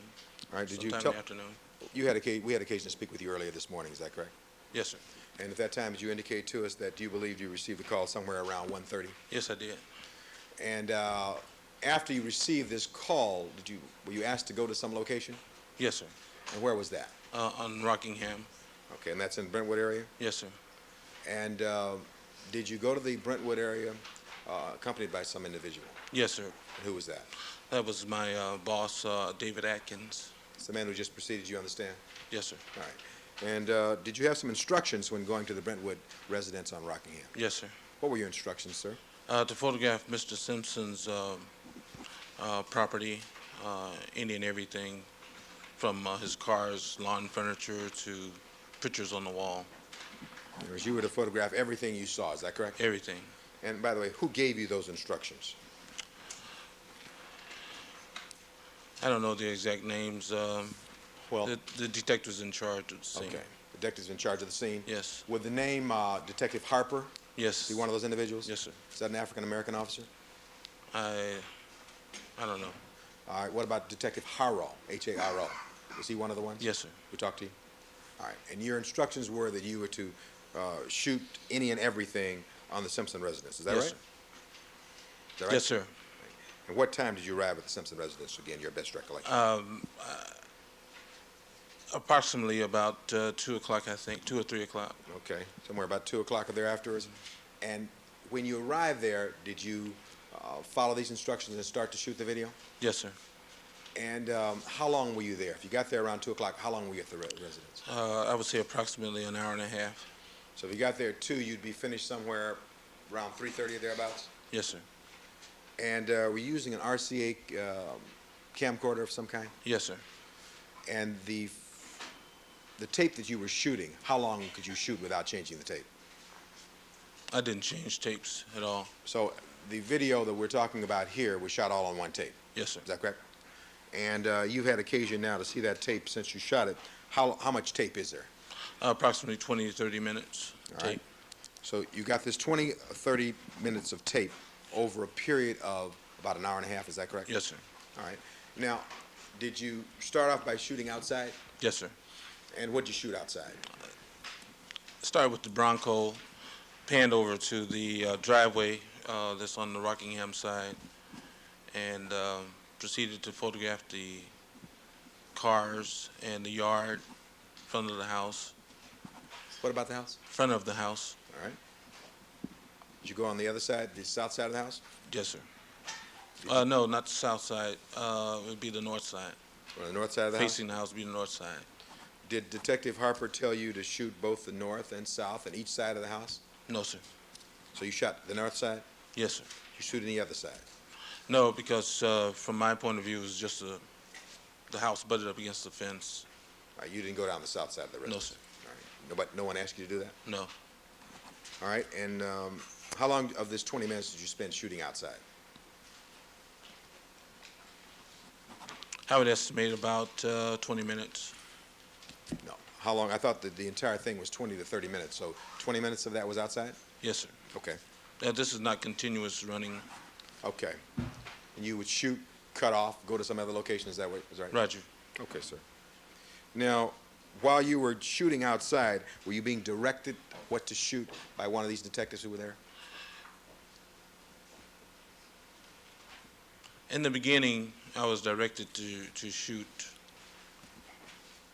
and then I was basically left on my own until I finished completing all the outside, and then I would come inside and get further instructions. Can you give us the name of the officer who was directing you at the beginning, sir? It was the African-American officer. I don't know which name he is. Let's call him Harper. Harper? Okay. Yes.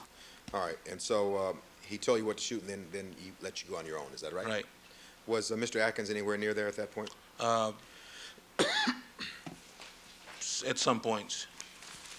Now, with regard to prior shoots, had you had occasion to ever shoot any of the crime scene before this date of June 13th? Yes, sir. When was that in relation to June 13th? I would say approximately 3 months earlier. And was that a training session for you? Yes, sir. And you've been trained at the earlier situation, is that correct? Yes, sir. This is the first time you did it on your own?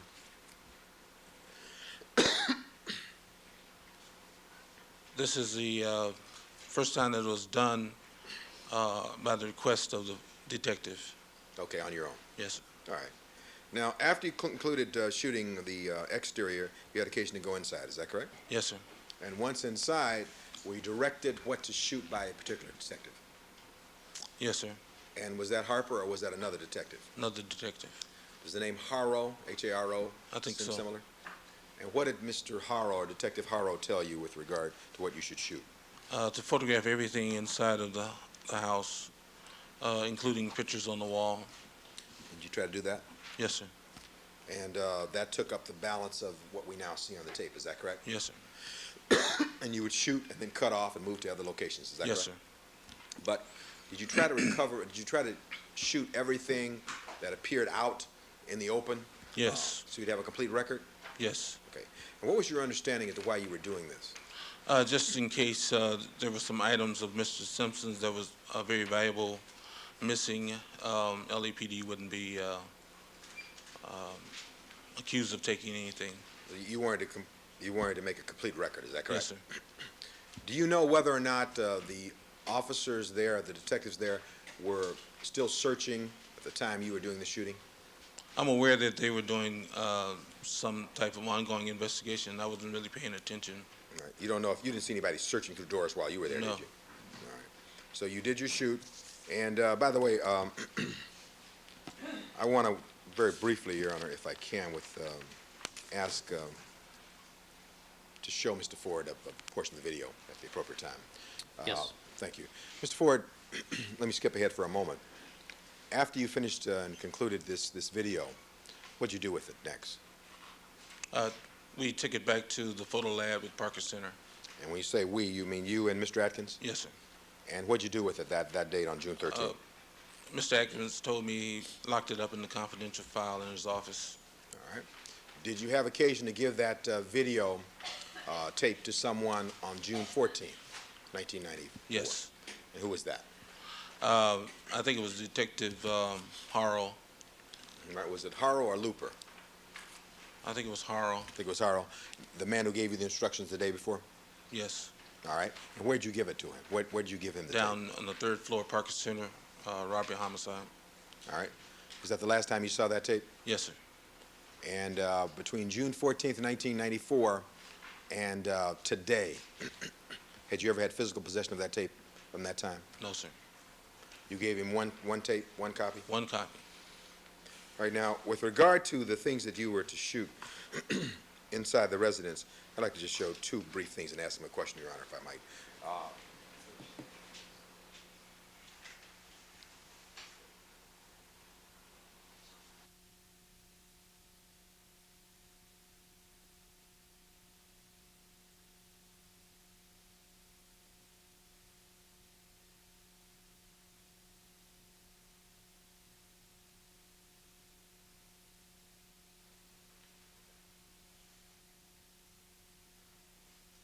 You see the video there? Yes, sir. And this is being shot by you, is that correct? Yes, sir. By the way, there was, well, I'll get to a particular point and ask you a question. Now, right there, you see that, did you shoot that glove there by a picture of a young lady there? Yes, sir. Was that glove placed there before you got there? I don't know if it was placed, it was there. All right, can you back it up?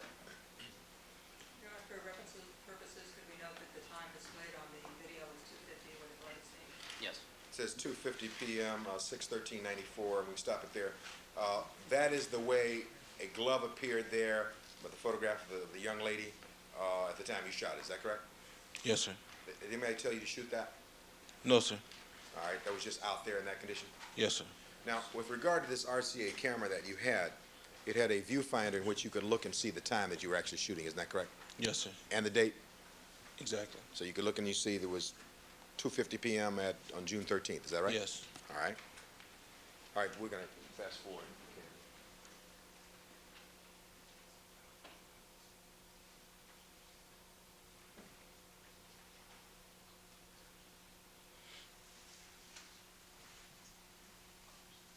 When you were shooting the glove, was the detective with you at that point? He might have been. I don't know. Do you recall him saying anything to you as you were shooting that glove? No. You don't recall him saying keying on the glove at all? You don't recall? No. All right. We'll find the setup portion in just a second.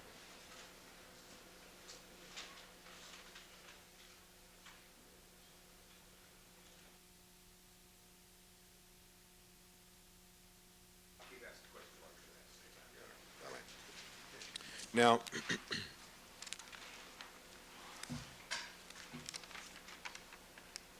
this, you've described for us that this tape that you shot was given to somebody at robbery homicide on the third floor of the LAPD on June 14th. Is that right? Yes, sir. And then when's the first time you saw this videotape? This morning And where'd you see it? at robbery homicide. Before you came over to court today? Yes, sir. All right. And who else was present while you were looking at the videotape? I think Detective Harrow and my OIC David Adkins, and I don't recall anybody else. I was And that was all this morning at what time? approximately 7:30, 8 o'clock. All right. You also shot, you went upstairs in the interior of the residence and you shot photographs or a video, the bedroom of Mr. Simpson. Is that correct? Yes, sir. And in doing that, did you make an effort to shoot everything that was out there in and around that bedroom area? Yes, sir. You shot what was on the bed, right? Yes. Shot what was on the floor, if anything? Yes. All right. And so you tried to give a complete record again of shooting any and everything. Is that correct? Yes, sir. All right. So I want to show you some video if I can.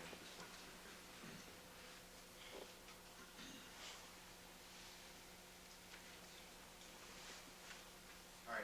This is the bedroom area. Is that correct? Do you recall that? Yes.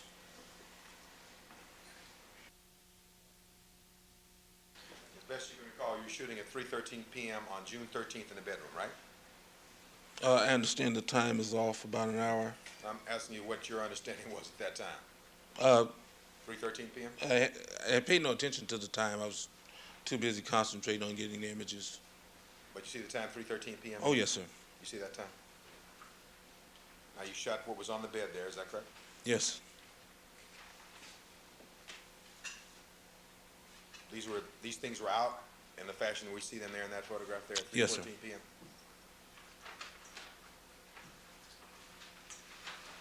You went inside his closet and shot there also, right? Yes, sir. Shoot any luggage in that particular closet, do you recall? In viewing the tape this morning, I think I did see some luggage. Those weapons there, were they taken out from, were they in that condition out there like that when you got there? Everything I videotaped was out already. Do you know who moved it out there? No, sir. Was Harrow still with you at this point, or one of the detectives with you at this point? No, I'm by myself at this point. You're on your own, Yes, sir. shooting any and everything. Yes, sir. Like I saw you in the mirror there. You see yourself? I missed that one.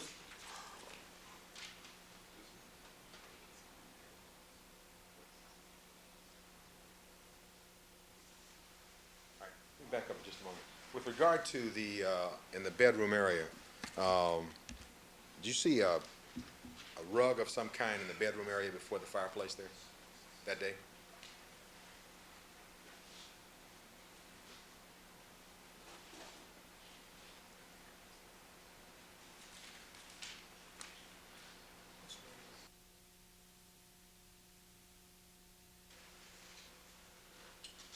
Okay, you're talking about that fireplace to the right there? No, I'll point it out to you, sir. Go for it. Your Honor, excuse me, I don't have any further questioning along these lines. The court, Mr. Cochran asked leave of the court to ask a couple of questions about the videotape. This appears to be a fishing expedition by Mr. Cochran with this witness on the stand. There's no need to take up this court's valuable time with this type of questioning. Oral.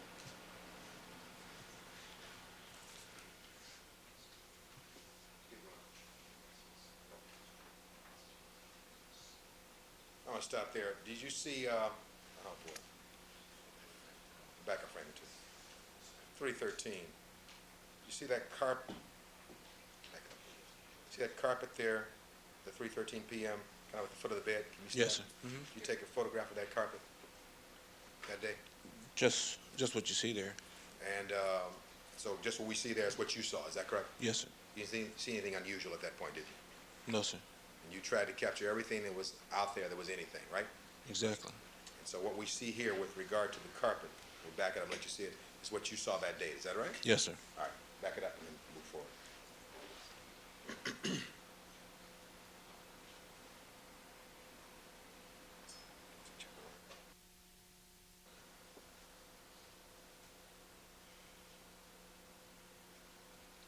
Mr. Cochran, in presenting this to me, bear in mind, I've seen this thing completely end-to-end 5 times now. Five times now, you're, okay, well, I will bear that in mind and move right ahead. Just want to conclude at this point. All right. Well, you're a quick study, so no problem. Okay, move forward now, move forward.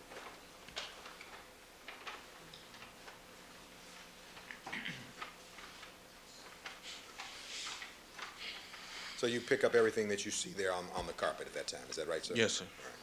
You tried to show everything, all right? Is that right? Yes, sir.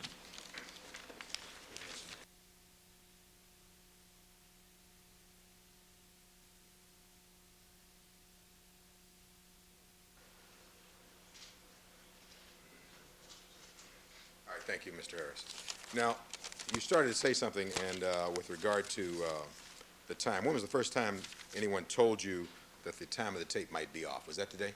No, that was, I think about 2 days ago. And who told you that? My OIC, David Adkins. David Adkins? And you hadn't seen the tape at that point, had you?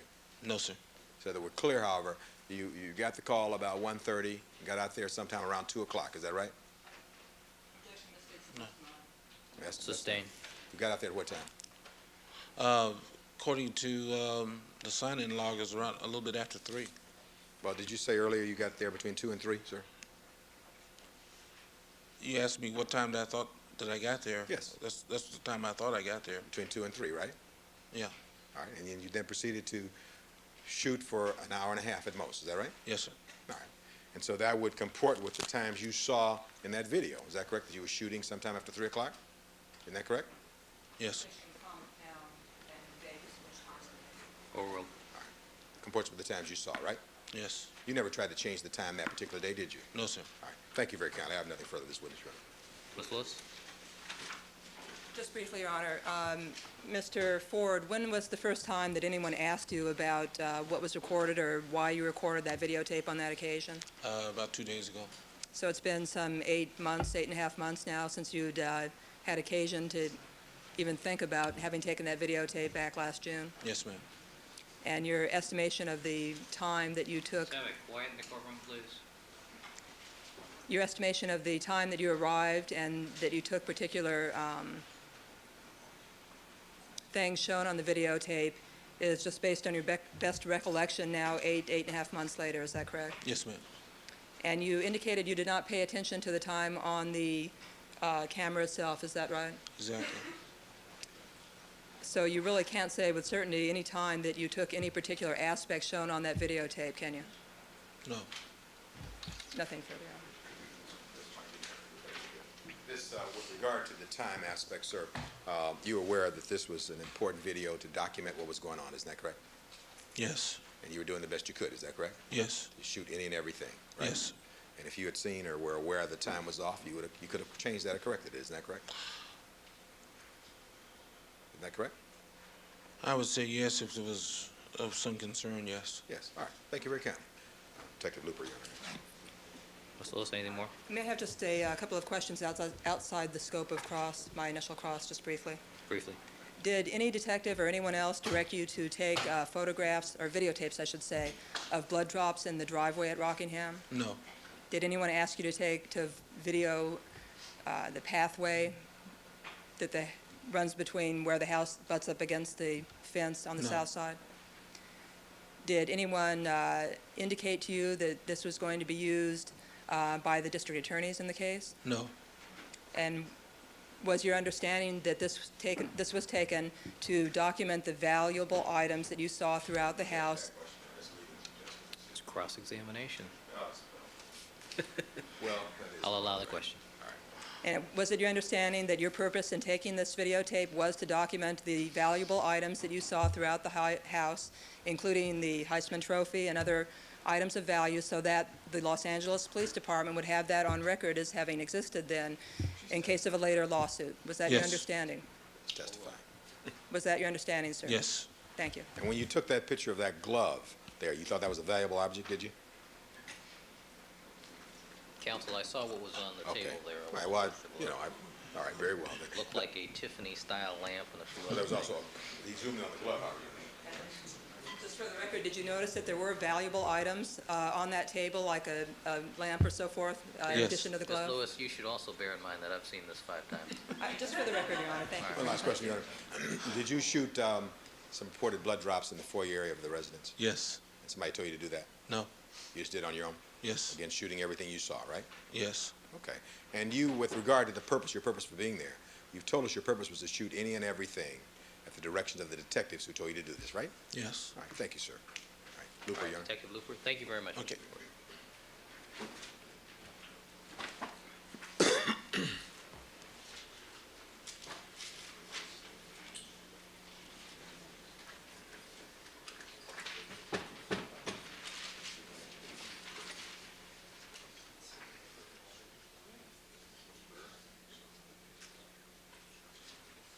You do solemnly swear that the testimony you may give in the cause now pending before this court should be the truth, the whole truth, and nothing but the truth, so help you God? I do.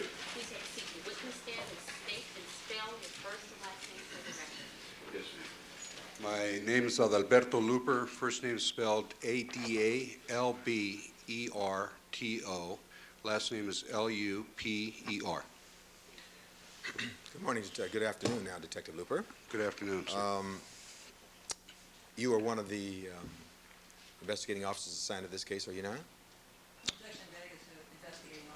Orwell. Yes, sir. She's getting practice. And in that connection, back in June, on or about June 13th, 1994, were you one of the officers or detectives from robbery homicide assigned to the Simpson case? Yes, sir. Did you at some point on or about June 14th receive a videotape that was shot of the Rockingham residence, sir? Yes, I did. What time on the 14th did you receive such a tape? It was in the morning sometime. I don't recall the specific time. Your Honor, at some point, I should mark this tape. It's over there now, so we'll reserve a number so I don't forget to mark it. And as defendant's 1068? defendant's That is 1068. So you received, and you've seen the tape this morning, have you not? Yes, sir, I have. Okay, it's about a 20, 30-minute tape. The defendant's 1068. You received, Orwell. Proceed. you received this tape sometime on the 14th in the early morning hours. That's correct. It was in the morning, yes, sir. Do you remember about what time it was? They have to be anywhere between 8 and 10, somewhere in that. And from whom did you receive this tape? I received it from, I believe it was Detective Harrell. From Harrell? Yeah. And where were you when you received the tape from Harrell? I was at Parker Center, room 321, at my desk. And when you received it in room 321 at Parker Center on June 14th in the early morning hours or between 8 and 10, what'd you do with the tape at that point? I went upstairs to the electronics section and asked to be able to use their VCR and monitor to view the tape. And did you view the tape at that point? Yes, sir, I did. So you saw it on the 14th? Yes, sir. It's the same tape we now have here today? That's correct, yes, sir. And did you view it by yourself or with someone else at that By point? myself. All right. After you viewed the tape, what'd you do with it at that point? I returned down to my office because I was charged with having to write the employee report of the search warrant, and I was informed that it wasn't necessary because the captain had been there and the employee report would have been submitted to him. Is that Captain Garland we're talking about? Yes, sir. And so you did not write an employee report about this item? That's Or did correct, sir. I did not. All right. You then you had possession of the tape, Defendant's 1068. You had seen it by now. Did you write any reports at all at that point? No, sir. You then did something with that tape? Yes, sir. And what was that? I put it in my desk drawer. Okay, now, at this point, this was your regular desk drawer? Yes, sir. Okay. Now, did you ever take that tape up or put it in the so-called Simpson War Room at Parker Center? Yes, sir. When was that? That was probably 3-4 months later. All right. So at first you put it in your desk, is that correct? Yes, sir. And about how long would you say it stayed in your desk? About 3 or 4 months. And then you had occasion, there was a Simpson War Room developed, and then that's also in Parker Center? Yes, sir. And then you had occasion to move it from your desk? Yes, sir. When was that approximately? It would have been around the same time, 3 or 4 months after the video was taken, along with several books that I had. So it would be July, well, strike that, would be about September, October? Yeah, roughly September, October, yes, sir. Again, do you have any reports about the time it was moved from your desk to the War Room area? No, sir. All right. But it remained in police custody at that point also? Yes, sir, it was locked up in a file cabinet. And by that time, when it was moved to the location in the War Room, the preliminary hearing had taken place, is that correct? Yes, sir. And by that time, if you recall, had we started picking the jury in this case? I really don't know, sir. All right. If it was in October, you were aware of the proceedings that took place here? Were you? I'm aware of the proceedings, yes, sir, but as to the chronology, no, sir. All right. So you don't know whether it was during pretrial or we started picking a jury at that point?